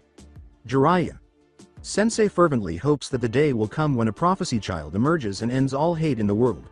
Although Jiraiya Sensei's dream is admirable, hatred cannot be eradicated. Not by a messiah working by himself, anyway. I've had a lot of free time in my hands these last few months, he said, to scattered chuckles as everyone knew about Naruto's breakdown and recovery. I've spent most of it thinking, he said. I believe hate is the child of our society and an innate part of our humanity. To be rid of it is to cut out a part of ourselves. We would not be the same without it. At the same time, we don't want hate to consume our lives. But therein lies the crux of the issue. The elemental nations this world of Shinobi is a world ruled by fear and hatred, and is out of balance. The 4 great wars between the elemental nations and the countless civil wars and failed revolutions in the few decades since the establishment of the hidden villages are enough proof of this. A handful of us who are endowed with large amounts of chakra can work miracles thanks to this amazing tool. Whether they are good or bad. Due to genetic mutations, a much smaller percentage of us naturally have an advantage when it comes to using and expressing chakra. The wise say that the chakra was humanity's gift from the sage of the 6 paths. But the expression, exploitation, and application of chakra is a curse. Chakra is not present in equal amounts in everyone, and only a few, most of whom end up as samurai or shinobi, have the talent for harnessing and expressing it. Chakra does not care whether its user has a heart of gold or is as black-hearted a monster as ever walked the earth. It simply is. On the other hand, chakra gives those gifted with it a peerless advantage over those without and creates a disparity in power. The largesse of chakra is the primary criteria for ascendancy to power in the elemental nations, and other better criteria for leadership are pushed aside, complicating our problems. A samurai extended his hand. I know that you asked us to wait till you're done before we ask questions, but I think this one can wait. Are you claiming that chakra is the root cause of all evil? Asked the man. Naruto gave a headshake. No, chakra simply is. Men are evil or good. Then, where are you going with this? Inquired Aburame Shibi in a measured tone, as those from that clan were accustomed to. I'm saying that chakra is power. Power over those without or those with less, which opens the way for the strong exploiting the weak. Further, unlike other forms of power, political succession and continuity in this world of chakra is fraught with peril, because while a father or mother can be exceptionally strong chakra adepts, it does not naturally follow that the child is as well. This means that power structures within and between families, clans, nations, et al. Are forever being changed as every new expressed talent tips the balance. And without that balance, it is very hard to achieve long-term stability with peace and prosperity. The Rai statement, "all power is fleeting," was made by Nara Shikaku. Is there any particular reason why you're focusing on the power wielded by chakra adepts? Chakra adepts make or break nations in our world. The difference in power between chakra adepts and others is mind-boggling. Kisame of the Seven Swordsmen of Kiri, an exceptional chakra adept, decapitated the nation's leadership when he assassinated the daimyo, his family and advisors. He was acting alone and outside the law without support then. Just think about it. One man, by his lonesome self, being able to do such a thing. Akatsuki's leader destroyed T's capital by himself. My actions in Kusa and that of my team in Suna went a long way towards winning the current war. The Yondaime single-handedly won the Third Shinobi War. Worse still, the death of the first Hokage created enough of a power vacuum that led to the Second Shinobi War. I reiterate, the other forms of power do not compare. They aren't even on the same scale. Hold on. I guess this has become a free-for-all, after all, and I wasn't doing much good with that speech. I was rambling and I can tell I wasn't moving your hearts with it. So, rather than bore you with a memorized speech, why don't we have an open-ended Q&A session? Go ahead and ask your questions. I'll try my best to answer them.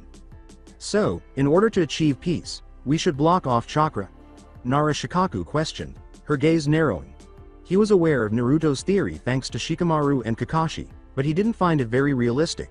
Still, he found it fascinating. That sounds too much like the Yondaime Cage and his bloodline purges. Shikaku's words caused the room to come alive without any whispers or muttering. It could be that Naruto had served his purpose in the war and that it was best to put his leadership ambitions on hold and ignore him.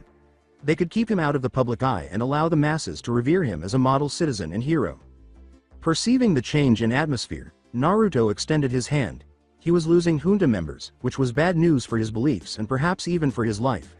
The latter seemed improbable to him, but you never know what paranoid men, of which the junta was undoubtedly composed, would do. He said, "I suggest no such thing, Junin Commander," loud enough to be heard over the laughter. It would be an abomination. What then do you suggest? A belligerent samurai inquired. The Battle of the Crossing, which you have all read about, was a great victory for Hai no Kuni and it turns the tide of the war. But there's more to this battle that will make it memorable. For the first time in history, we were able to take off the streets farmers and merchants who lacked strong chakras and, with seals of power, put them on an equal footing with samurai and ninja who had been trained since they were young in the use of chakra. That is the stuff of revolutions, and it provides us with an opportunity. To answer your query, Lord, I propose that we take a different tack. By sharing the power seals, make sure that the general public uses chakras, as opposed to attempting to eradicate adepts of the system. We understand the significance of what happened at the Battle of the Crossing, Naruto, Hyuga Heishi shot back, dismissing Naruto's remarks. A fervent traditionalist and conservative, he was aware that war would never be the same. Nevertheless, revolutionary warfare or not, he disapproved of the idea of upending the political order on a whim. My opinion is that this idea of giving powerful techniques to the mob is not something I agree with. It won't make any difference to the security situation. Hyuga, Sama and other junta members, I don't think you fully understand the implications, so please pardon my offense. These new seals are a fundamental breakthrough rather than a huge improvement over previous ones. Training ninja and samurai has historically been hampered by the time-consuming process of building a sizable chakra pool and learning how to express it. Not even the so-called time-consuming skill of manipulating nature takes as long. This time is now a fraction of what it was due to the new seals. To put it simply, it signals the end of the samurai and shinobi castes. There were looks of sheer disbelief all over the room. Sure, the fancy seals gave civilians oodles of power, but wasn't skill more important than power anyway? Any samurai or shinobi worth their salt were, after all, the equivalent of a dozen souped-up merchants and farmers, wasn't that right? You don't think I'm real? I'll try to support my point with an example. Hold on. What is the approximate number of men and years of labor required by civilians to reconstruct the Valley of the End? 12 years? Maybe 10,000 men? Someone dabbled in an uncertain tone. Naruto concurred equably, that's as good a guess as any, and it was an unintentional artifact of Senju Hashirama and Uchiha Madara's struggle for dominance. Though it's an extreme example, the Valley of the End shows the kind of power differential between people who have chakra and those who don't. That differential will still exist with the new power seals, but it will be significantly less. For those two legends to become so strong, it required their entire lives, incredible talent, and innate skill. Even though these new seals won't be particularly strong, their wielders will need considerably less time to develop theirs. In 5 years, imagine starting from scratch and creating someone with the strength of a Junin. The most vulnerable people in our society will suffer the same fate as those of Uchiha Itachi and Godem, two of our finest minds. Ironically, these seals will destroy our two castes in the process of ending the lopsided power enjoyed by chakra adepts, which will also increase political stability. Naruto, your argument makes sense. However, I'm not sure if you've drawn the logical conclusion from it. Why should we let the seals loose on the general public if everyone can possess the same level of power as the men in this room and they truly represent the end of the samurai and shinobi? We all value your honesty and sincerity, I'm sure, but have you considered the fact that you're asking us to assist you in excavating our own graves? The question needed to be asked, and Hitaki Kakashi was in a better position to do so than another junta member, he pointed out. Assent was murmured, and the faces in the room had darkened. The response, Godem Sama, is twofold. First of all, you can be certain that there are others among our friends and enemies who understand the importance of what transpired at the river because the seals have been used in combat. We've shown that technology can be used in the real world, and everyone knows that it is feasible, so it is already too late to censor news and suppress innovation. You can be certain that they will all begin their own research programs on seals of power either now or very soon. And eventually, someone is going to discover the same basic idea or, far more likely, take it from us. We will be completely out of control of the situation when that occurs. Secondly, and this goes hand in hand with the first, we should get ahead of the issue and be viewed as visionaries leading the people into the new era, since we cannot stop its spread without ultimately compromising ourselves. Our castes have crushed all resistance and generally had a rollicking good ride since the time of the sage. In the doing, we've made ourselves the objects of fear and hatred among the civilians. Now, imagine if they're suddenly able to stand on an equal footing with us. It'll be worse than any civil war and it'll spell the ruin of our society. Though there were a few moments of clarity, the number of mistrustful and contemptuous expressions in the room was still much higher. Internally, Naruto sighed. He had no idea that the meeting would go even worse than it had. However, Inuzuka Sume pointed out, it would still erode our political power. After giving a moment to gather his thoughts, Naruto nodded. We have to face facts. This is the dawn of a new age. Just as Senju Hashirama heralded a new world when he formed Konohagakure, upsetting the balance of power across the world, so will the seals of power. We have two options before us.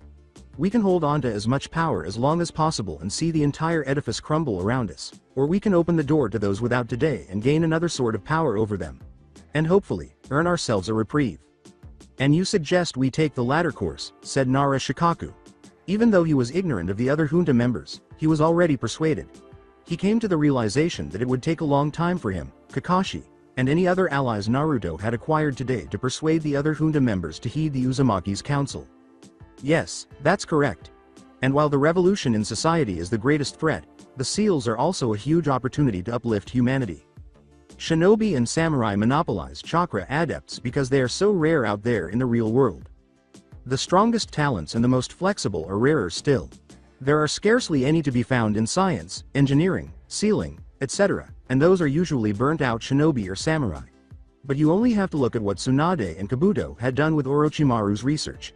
Or what I have done with physics theories. There's an entire world out there that we have eschewed in our blind pursuit to maintain parity of power with other nations. But these new seals of power will free us from those resource constraints. Who knows what good will come off it? Or what evil? All I hear is idealistic sounding prattle, boy, interrupted Kaharu, who had been sitting quietly all along. She was sorry she had continued to support Orochimaru after hearing him make a similar speech. With his talk of revolution, progress, and opportunities, Naruto was beginning to sound to her like the deranged snake Sani. I remember Orochimaru waxing poetic in this same room in years past, and we know what that monster did with his depraved experiments, she said. Without batting an eyelid, Naruto met her gaze. The old crone's veiled comparison of him to Orochimaru did not offend him. He had been ready for this, and it was inevitable. Now, to head off suspicions in that direction before someone decided to stab him in the back in the name of society. Honored elder, I'm not advocating perfecting humanity as Orochimaru did. Tell me, how many people die of starvation in Hai no Kuni every year? And we're one of the better off nations. Countless thousands in other nations spend their whole life in subsistence. Scrabbling from one meal to the next, never knowing when you'll have a full meal is no way to live. Granted, our duty is to think of citizens of Hai no Kuni alone, but even within our borders, we can end so many horrors that are commonplace. He spoke to the entire group. A couple of hundred trained adepts in medical ninjutsu, which neither the Konoha nor the samurai clans could ever afford before it would become practical if we do this. Think of all the sick people we can cure and all the families we'll save from starvation or destruction. Think of the increased internal stability that will result because those families will no longer be destitute and driven to extreme actions. Or how about using ninjutsu adepts to ensure the fertility of the land? Or seal experts to generate power? The possibilities are endless. Kaharu opened her mouth to say something, but Nara Shikaku put a hand over hers and stopped her. It was probably the last thing that the late Sandame's teammate wanted to say. It would be better to stop it before it taints the conversation. Furthermore, Naruto had yet to respond to the most crucial query of all. Even if everything you say is true, Naruto, you haven't addressed my question. How does any of this benefit the people in this room? We're agreed that empowering people will loosen our hold on them and weaken us badly. So, why should we do it? We'll lose the power of fear we have over them, Junin Commander, but if we do things right, we'll gain power as teachers, mentors, visionaries, guides and benefactors. And that sort of power is stronger than the one we have over them today. It'll endure longer. With a nod, Nara Shikaku accepted the point. The bonds that Naruto described were believed to be more enduring than the reign of terror that underpinned the status quo. He saw several people who had been observing him closely unwind out of the corner of his eye, and he mentally noted to approach them as possible allies at a later time. Assuming we agree to your proposal, what do you suggest we do? Release the seals to the general populace. Institute programs to teach chakra use to civilians. We, shinobi and samurai, hold a virtual monopoly on chakra. The monks are too few to matter. It'll earn a lot of goodwill towards us, which we'll need in the times to come, for as the proverb goes, the times, they're about to get real interesting. At that, the junta members laughed together, as though they didn't already lead fascinating lives. If we strip the samurai and shinobi ranks bare to train the civilians, what of national defense? Asked Aburame Shibi. For that matter, a lot of shinobi and samurai are unsuited for teaching or are disinclined to. Naruto smiled and said, let those who would teach volunteer to do so, and let those who wouldn't, not. The junta members' willingness to talk about implementation was encouraging for his plan. Thought and deed were still very far apart. It was by no means insurmountable. After all, the hardest part of any idea, planting process, is always the seed. An elderly and experienced samurai inquired, and when they aren't satisfied with just learning to use chakra, when they want us to share power? It was an extremely significant query. Possibly the most significant of all of them. There was no use in putting Naruto's idea into practice if it would lead to the same kind of social unrest that it was intended to prevent, right? Then we do so. I'll reiterate. The days of the shinobi and samurai castes holding a monopoly on power are over. The world ahead is a different beast altogether, and we're going to have to reach an accommodation with it. A few guffaws were raised from the samurai contingent as Yamanaka Inoichi asked sourly, have you any other pearls of wisdom you want to share with us? Naruto was civil enough to blush. As it should happen, I do. But first, and without meaning to sound impertinent, allow me to ask the junta a question. Do you sleep tight these days? The legitimate daimyo is dead and his unworthy pretenders disposed. You're all doing a great job of guiding the country, but you aren't even agreed on a leader to represent you. You must all harbor fears that someone amongst you is plotting even now to seize the Fire Throne. Instead of vying for the throne, share the power and declare yourselves as the legitimate leadership body of the nation, but instead of hereditary appointments, select your successors for civic virtue. Not raw ability. Hyuga Heishi inquired, flashing a wide, captivating smile. It was a fate that only his closest friends could detect. His clan's succession was a headache in and of itself. He truly wanted to slap Kakashi's boy for bringing up the issue of succession in the junta, but he wasn't going to worry about it. Leadership ability and charisma are all well and good, Hyuga Sama, but no one doubts Yondaime Mizukage's leadership or charisma, and look where Mizu no Kuni ended up under him. Look also at the examples of the dead Hokages. Better yet, look at yourselves. All of you rose above clan and caste loyalties to put the good of the nation before everything else when you united against the usurpers. It is this characteristic we have to select in our leaders.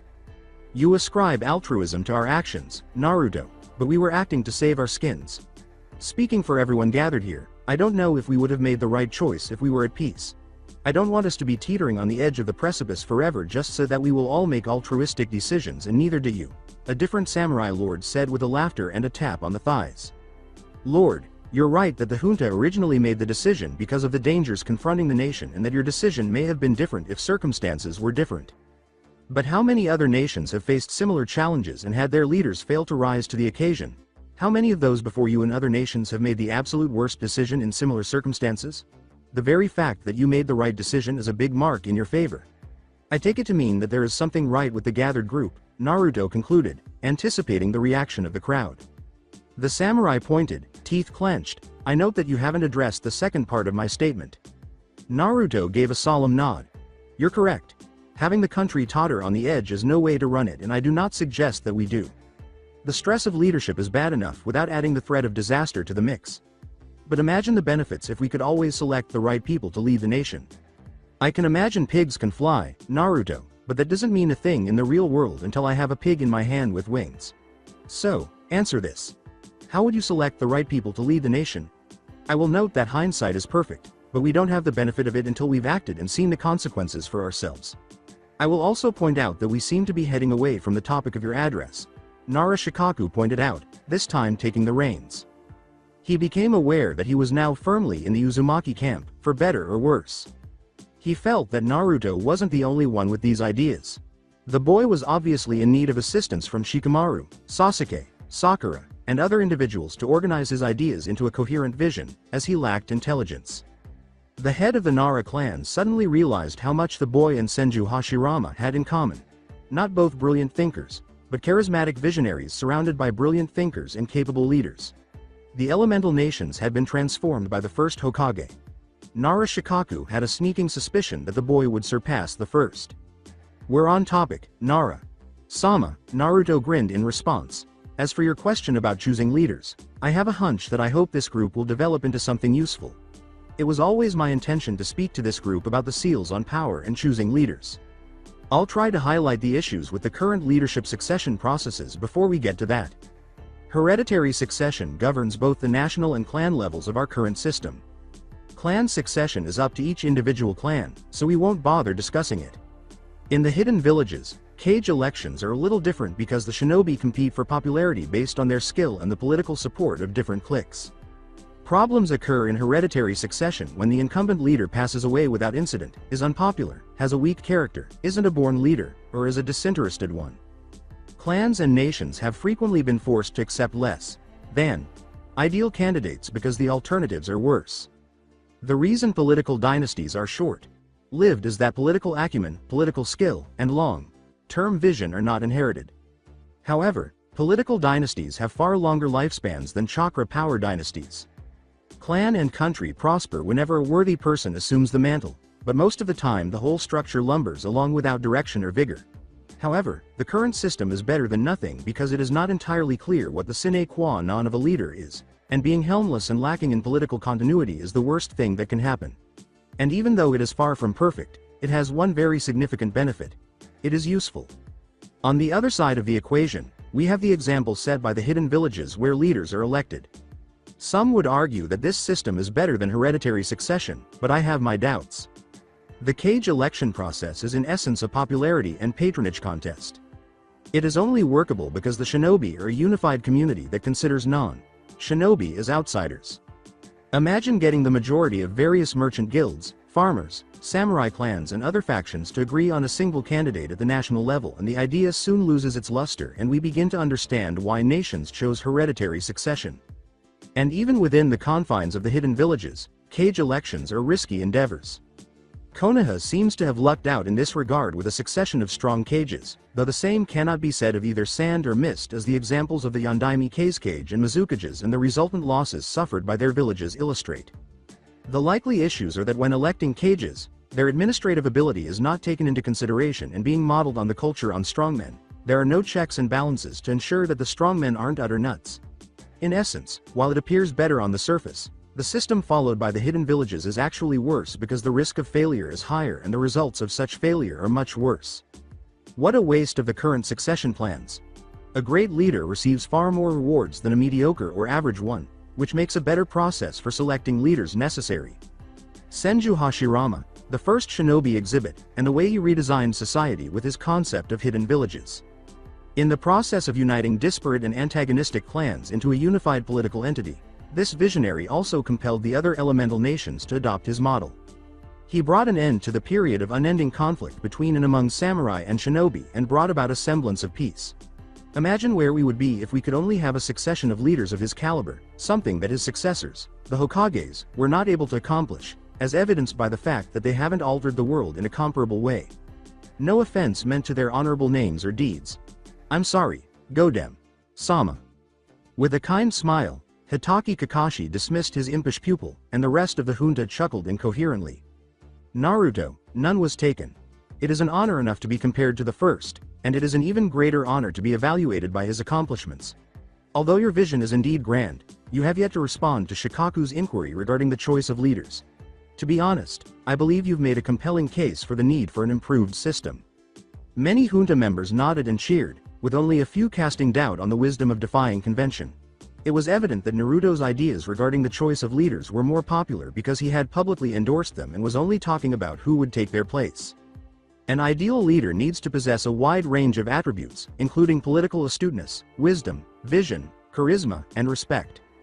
All of these attributes are uncommon, and discovering them together is even more uncommon. To make matters worse, followers of leaders need to have faith in them, which is a completely different story. I don't think a thorough analysis of the qualities that made past leaders exceptional has ever been done, and we shouldn't rely on such an analysis given how undoubtedly biased and manipulated the records are. If, on the other hand, we restrict our search to simply looking for a better leadership selection mechanism than the ones currently in place, then the challenges we face aren't nearly as great. Nevertheless, what makes our better leader? What are the qualities such a leader needs to possess? I have a list, though I'm not sure if it is correct or complete, but it is a list nonetheless, which I hope you will all agree is better than nothing. The qualities are: patriotism, self-explanatory, discipline, character, ability to listen, and the willingness to lead. While patriotism is obvious, the others aren't quite so. Notably, my list is notable for lacking many of the intrinsic attributes of the ideal leader that I just mentioned a moment ago. I chose altruism because I believe that a person who is only interested in themselves has no place on the throne or even close to it. In this sense, the late heirs to the Fire Throne and the Daimyo of Wind are prime examples. In a similar vein, a person who supports one national group over another would ultimately be disastrous because they would incite rival factions that strive against one another rather than together for a better future. I chose discipline because a leader bears a great deal of power and must exercise self-control to resist the temptation to abuse it. Take into consideration the cases of Yondaime Mizukage, who started the bloodline purges because the bloodline clans repeatedly opposed his plans, or Orochimaru, who had the trust of all the senior leaders present and abused the authority bestowed upon him, targeting defenseless civilians and Hai no Kuni's clan children. I selected character because it is crucial for group members to be honest, which is what every person in the country is to a leader. After all, when one is not trusted by their subordinates, how can one be expected to lead? Treating members of one's own group and opposing factions within the larger community of citizens fairly is another aspect of character.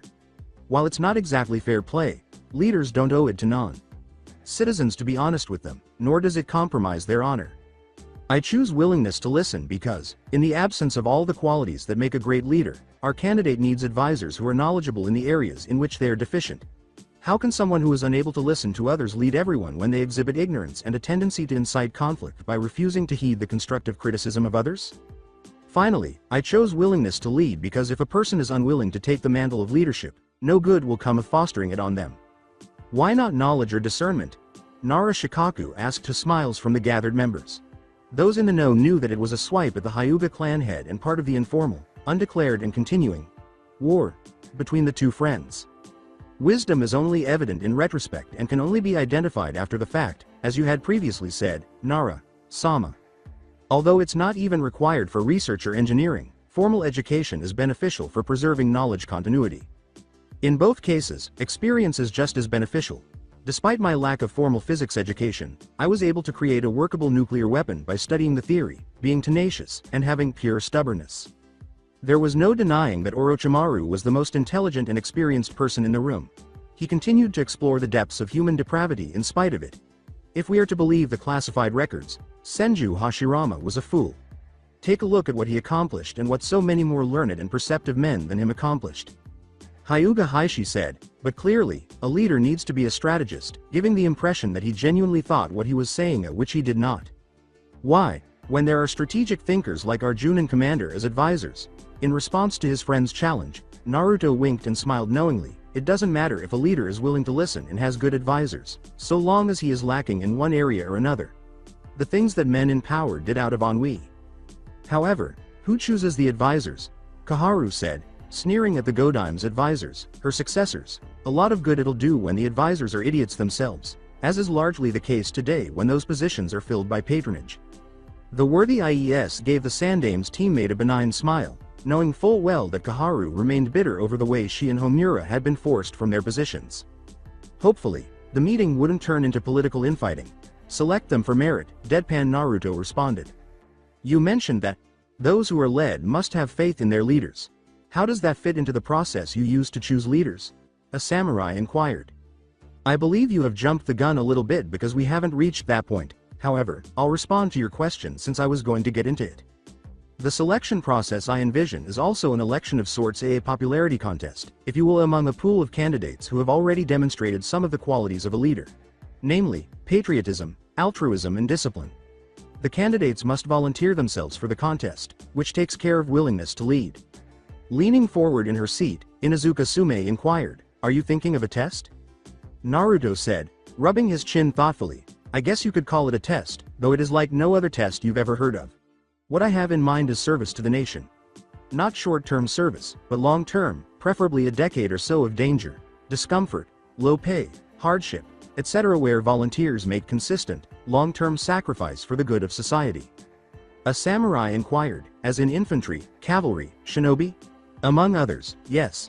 A doctor who spends a decade or so in a far-off corner of the country helping the needy there for a little stipend and little material comfort would qualify as well.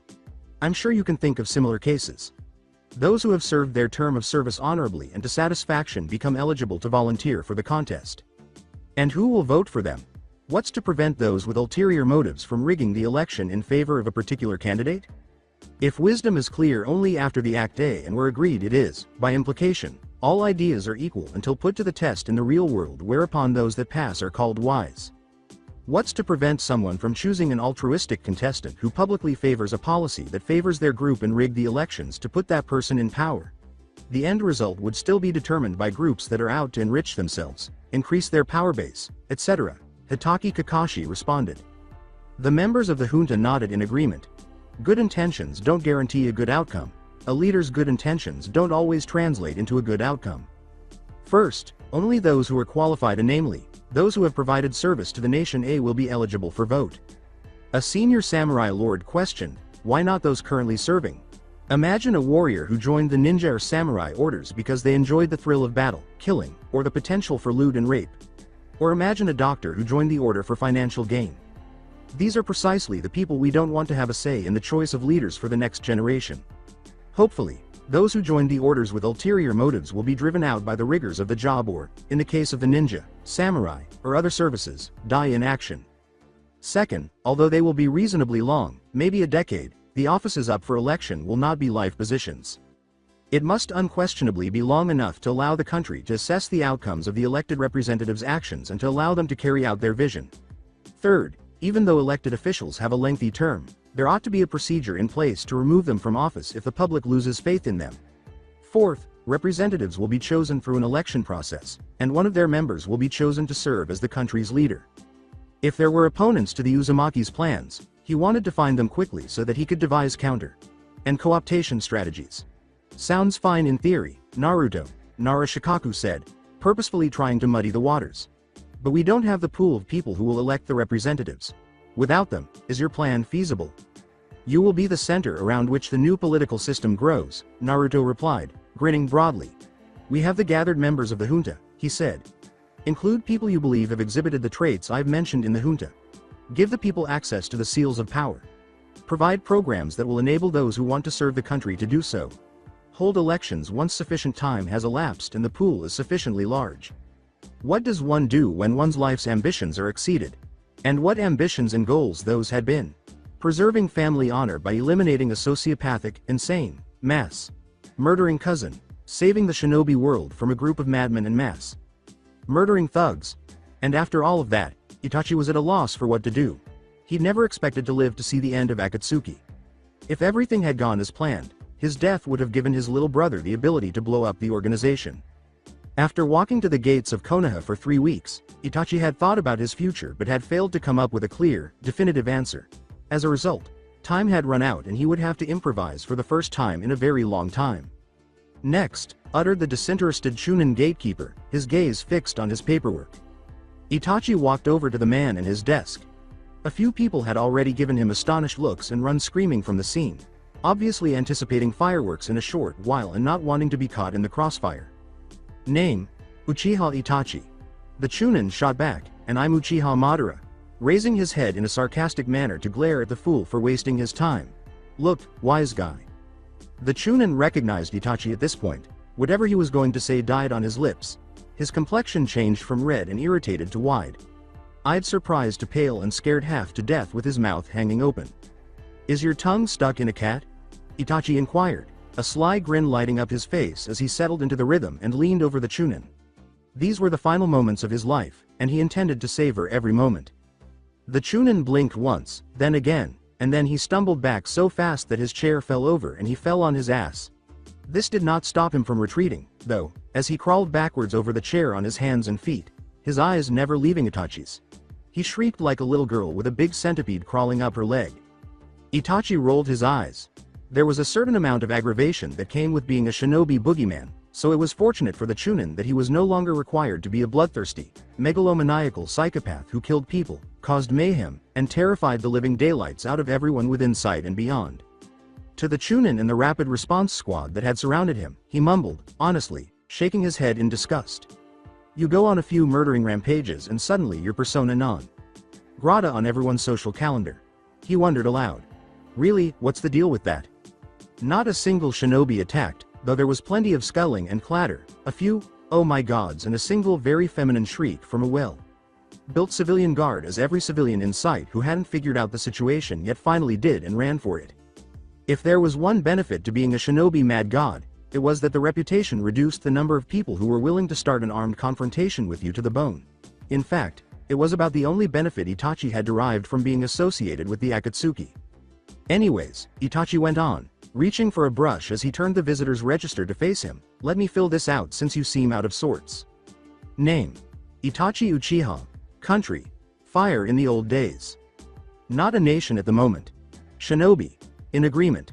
Status: wandering around and engaging in needless massacres and gratuitous bloodshed, mass murdering missing nin with a hint of insanity and a craving for arterial blood.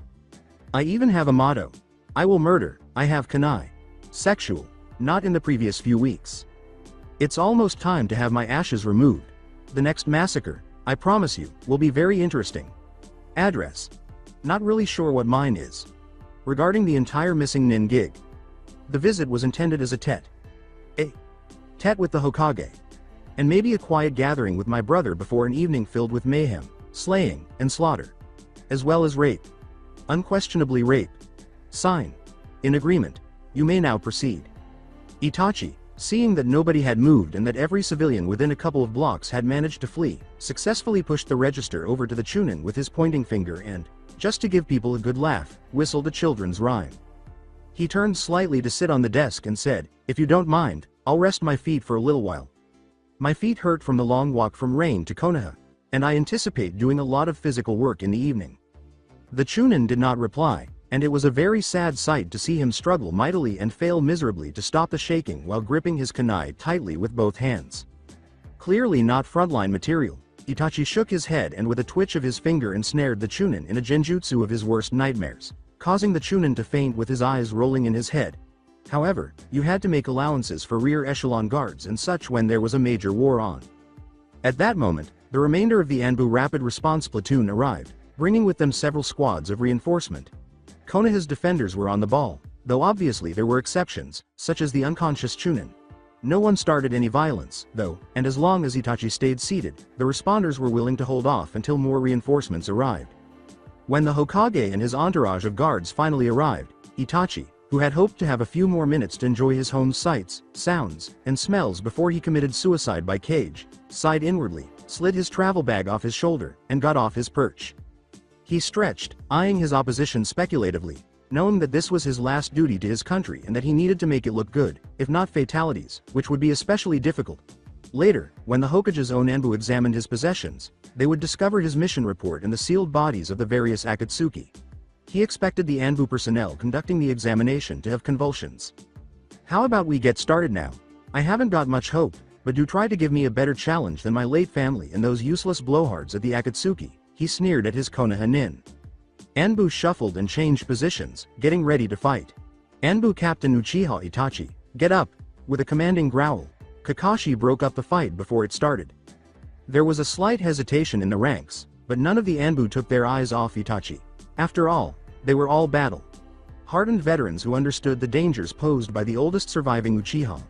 After all, the eve of a battle with an S-ranked ninja was not the best time to find out that your commander had lost his mind. Am I the Anbu captain for you? Itachi snapped. Is Kakashi out of his bloody mind? I'll make sure to feed your entrails to street dogs after I tear off your limbs for thinking that a worthless weakling like you could command me. The task at hand is over. Indeed, I so decree this very moment. I say again, get down, Kakashi said, moving forward.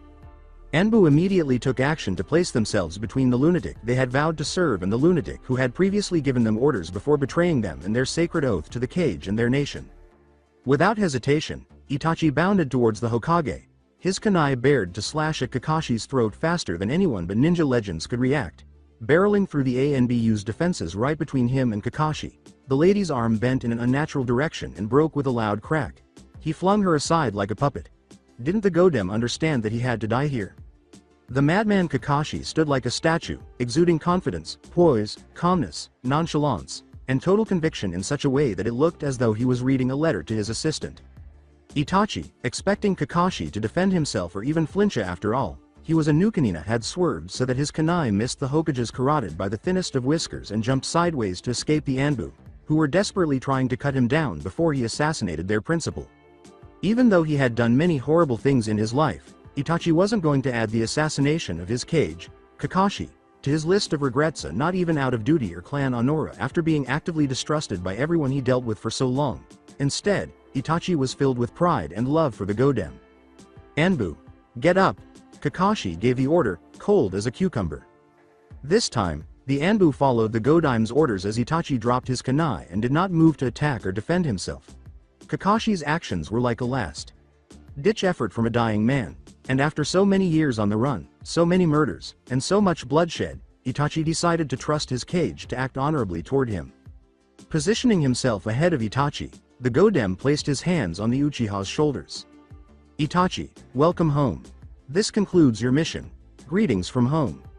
After 2 weeks, the land of iron. A month from now, the meeting of the cages and the various heads of state was scheduled to occur, but in the meantime, much progress had been made toward a formal end to the war, though much remained to be negotiated between duly appointed plenipotentiaries of the elemental nations and the shinobi villages. All hidden villages had assumed that Konoha's monopoly on seals of power would be the main point of contention, but that issue had been easily resolved. The Leaf Village had initially been unflappable and unyielding against the implied threat of a continuing war and a multi-national alliance Konoha should they refuse to share the secrets. Then, in an unexpected turn of events, they had changed course and announced that they would make all of their hard-won knowledge available to the public a week ago. Most shockingly, they had even disclosed how they had created and used the world's first nuclear weapon at Kusa. Everyone at the conference was confused by this unexpected decision. In private, members of the fire delegation admitted to being taken aback and lamented that no one knew what had caused the junta in charge of their country to change its mind. Even so, though it had not been the result that the loose coalition of villages against Konoha had hoped for, it had been sufficient to stave off an even wider resumption of warfare, with more astute and suspicious minds in the villages already warning that it was merely a cunning move by the Leaf Village to threaten the stability of the elemental nations. But today Konoha had done something so absurd that the likelihood of war appeared greater than ever, to the point where the Cloud delegation was forced to bring up the topic as soon as the private meeting of the day began. Until we have a satisfactory explanation for why Konoha is suddenly playing around with the renegade Akatsuki, these negotiations simply cannot proceed. Masahiro Iwa, an old retired shinobi who was attending the conference on behalf of the Kumogakure and the Reikage, had the power to make or break it. Especially since the atrocity that organization committed in T was your raison d'etre to destroy Kusagakure, he said calmly and plainly, but with plenty of steel in his voice. I promise that the junta is not collaborating with Akatsuki, Masahiro. Dono. Kaharu, representing fire in the negotiations, declared unequivocally that they remain a forsworn enemy of my nation. This was the official stance of his country on the matter. Masahiro cleared his throat, knowing that the fire delegation would not take the indirect route and that being direct was not considered polite in the circles he moved. Honorable Kaharu, perhaps it has escaped you, but I cannot ignore the fact that you entered this room accompanied by Uchiha Itachi. I refer to the same nin who used to be a resident of your village and is now one of the Akatsuki. The kinslayer, Uchiha Itachi. I genuinely want to believe you, but if one of Akatsuki's most dangerous assassins wasn't watching you during this exact meeting, your word would be taken more seriously. In a tense standoff, Uchiha Itachi and Masahiro's guards were priming their chakra for release, but they hadn't unsheathed weapons. Unsheathing weapons at a peace conference is regarded as oafish behavior and all that. Without a doubt, the guards were skilled adepts, but there was skill, and Itachi, honestly, could take on the entire Cloud detachment with his hands tied behind his back, grinning beatifically, ignored the Cloud Anbu. Kaharu gave a wise nod. Oh, I see. I can see why Uchiha Itachi's presence could unnerve you. In some circles, he does have a reputation of sorts. However, you can be confident that his presence is neither unnecessary nor a sign that Akatsuki and Hai no Kuni are now allies. Masahiro leaned forward, his hands clasped together.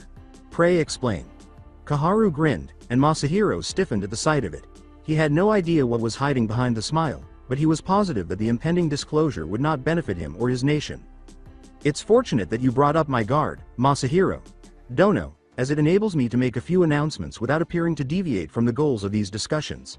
Thus, I'm grateful. Hello. Kuni has 2 announcements to make today. Our data should give you plenty to think about, and we understand if the Kaminari delegation would like to adjourn so you can talk among yourselves and come up with a response for the remainder of the day. The first, and possibly most important, announcement is that Hai no Kuni has dealt Akatsuki a serious blow. There are only 2 S-ranked members remaining in the organization as of this morning. The ambassador nodded, waved a finger, and one of Masahiro's adjutants leaned over to whisper something in his ears. Masahiro. Dono, do you have any questions? Indeed. No significant battles involving large numbers of S-ranked nin have been reported by our intelligence services anywhere in the elemental nations during the past month. To the best of my memory, how many Akatsuki dead are we discussing? In what location were they attacked? Who made the attack on them? What units participated in the activity? All excellent inquiries. If it is not a national security or information confidentiality issue, I will try to respond to them. 7 Akatsuki agents have now been identified by Hai no Kuni in 3 different actions. While working alongside Rogue Suna and Kumo Nukanen in K's no Kuni, 2 were engaged and eliminated. During operations on the Hai no Kuni border with Kusagakure, 1 more was eliminated. We killed 4 more people in the most recent operation, which took place in the Land of Rain during the previous 3 weeks, including the organization's 2 leaders. I see that you failed to respond to the previous 2 questions, and that brings the total to 7. There are 10 Akatsuki, Masahiro mentioned. That is accurate, indeed. Furthermore, I'll say up front that we won't be providing any more information on the first 2 actions. But you'll give us an update on the Rain mission? Kaharu gave a nod. As already stated, national security and information confidentiality allowing, we'll share intel. Go on. Rain served as the headquarters for Akatsuki. Indeed, Our intelligence sources attest that the group had removed Hanzo from office years prior and was in charge of the nation. That is hard to believe. Kaharu gave a throat clearing. You're right, Masahiro. Dono. The person you see behind me, Uchiha Itachi, had entered the organization under our orders and delivered the fatal blow in rain. The same Uchiha Itachi who killed every member of his clan in one night, Masahiro's adjutant questioned in a tone belying belief. Rumors of Junin Itachi's insanity were quite exaggerated, I assure you, replied Kaharu. The Uchiha massacre was merely internal squabble, however unfortunate it was, and we used it to our advantage to infiltrate Akatsuki. Masahiro parted his lips, hesitated, thought, had Konoha just admitted to a power struggle within and the eradication of the Uchiha clan? There had to be a way to take advantage of that freely given incendiary information, but that could wait until later, then tried again. You mean he executed his family on Konoha's orders? We wanted everyone to believe the story we told. With a hint of fake sadness, Kaharu answered, the truth is, the massacre was caused by the traitor Orochimaru, whose lust for the Uchiha's Sharingan is well known. Before all that horrible night, he had poisoned the Uchiha well with a horrible drug that turned anyone who drank it violently insane, delusional, and paranoid. Based on the fragments we were able to reconstruct, his intention was to collect every eye of his victims in one go. Though we cannot confirm it, we believe that the Akatsuki leader may have used mind control to influence his actions. Masahiro, stroking his chin, murmured, another frightful power of the eyes of Samsara, knowing full well that he did not believe Konoha's new official story and that his initial suspicion about a brutal extermination of a wayward clan was correct, but for the time being he would go along with it. How did Itachi end up being scapegoated for the massacre? I believe that making this evidence publicly available would have aided Hai no Kuni in the court of public opinion at the time. Yes, quite, Kaharu accepted without hesitation. She wasn't going to disabuse Masahiro of the idea that the Rinnegan wielder was the head of the Akatsuki. If word ever got out that the Godaime's genin teammate and one of the Yondaime's esteemed students had been the true power behind the throne, there would be no end to the accusations. Regarding the other claims, why was answering that line of inquiry so easy? You see, Itachi had to take the fall because we had information indicating that Akatsuki was intrigued by Jinchuriki and the tailed beasts. And the Sandaime concluded that in order for us to act when the time was right, we needed a spy inside the company. Now that time has finally arrived, we have. However, as far as our intelligence could tell at the time, Orochimaru belonged to Akatsuki. If all Itachi did was take credit for the crimes of the Snakes Oni, how did he make it through initiation? Naturally, because of the drug. He claimed that the idea of his weak clan caused him to experience an insane rage, and he went on a rampage to demonstrate that they were a group of cowards unworthy of the Uchiha name and lineage. Whatever it was, Masahiro perked up when his adjutant leaned forward and murmured something in his ears. And what happened to the Akatsuki leader's body and eyes? He inquired. Demolished. It was decided that it would be wise to completely destroy the body and the eyes because the leader had shown during the attack on the capital of T that he was capable of rising from the dead. Junin Itachi rendered the leader unconscious before utilizing unique methods to guarantee that the corpse was totally consumed by flames. Masahiro thought of those eyes in the hands of Hai no Kuni already grown so immensely strong. God forbid. We'll have to have our spies independently confirm that. And how were the other person and Hima? Was it free? Or any of the Akatsuki members disabled? Junin Itachi poisoned the air in the Akatsuki HQ building. A faint smile flashed across Masahiro's face. He confirmed, yes, that would do it, and turned to face Itachi. And now that your infiltration mission is over, you've returned to Konoha, he said.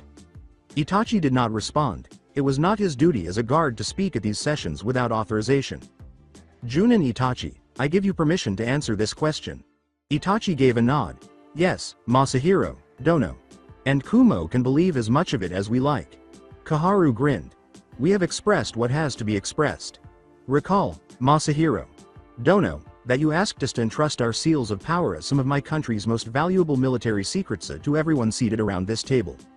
As our late and dear Shodem before us, we have revealed those secrets to this group out of courtesy without expecting anything in return.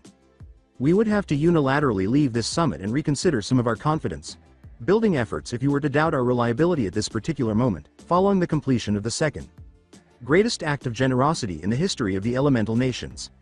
Especially considering that over the years, not a single other country has even remotely demonstrated such selfless deeds. Masahiro nodded.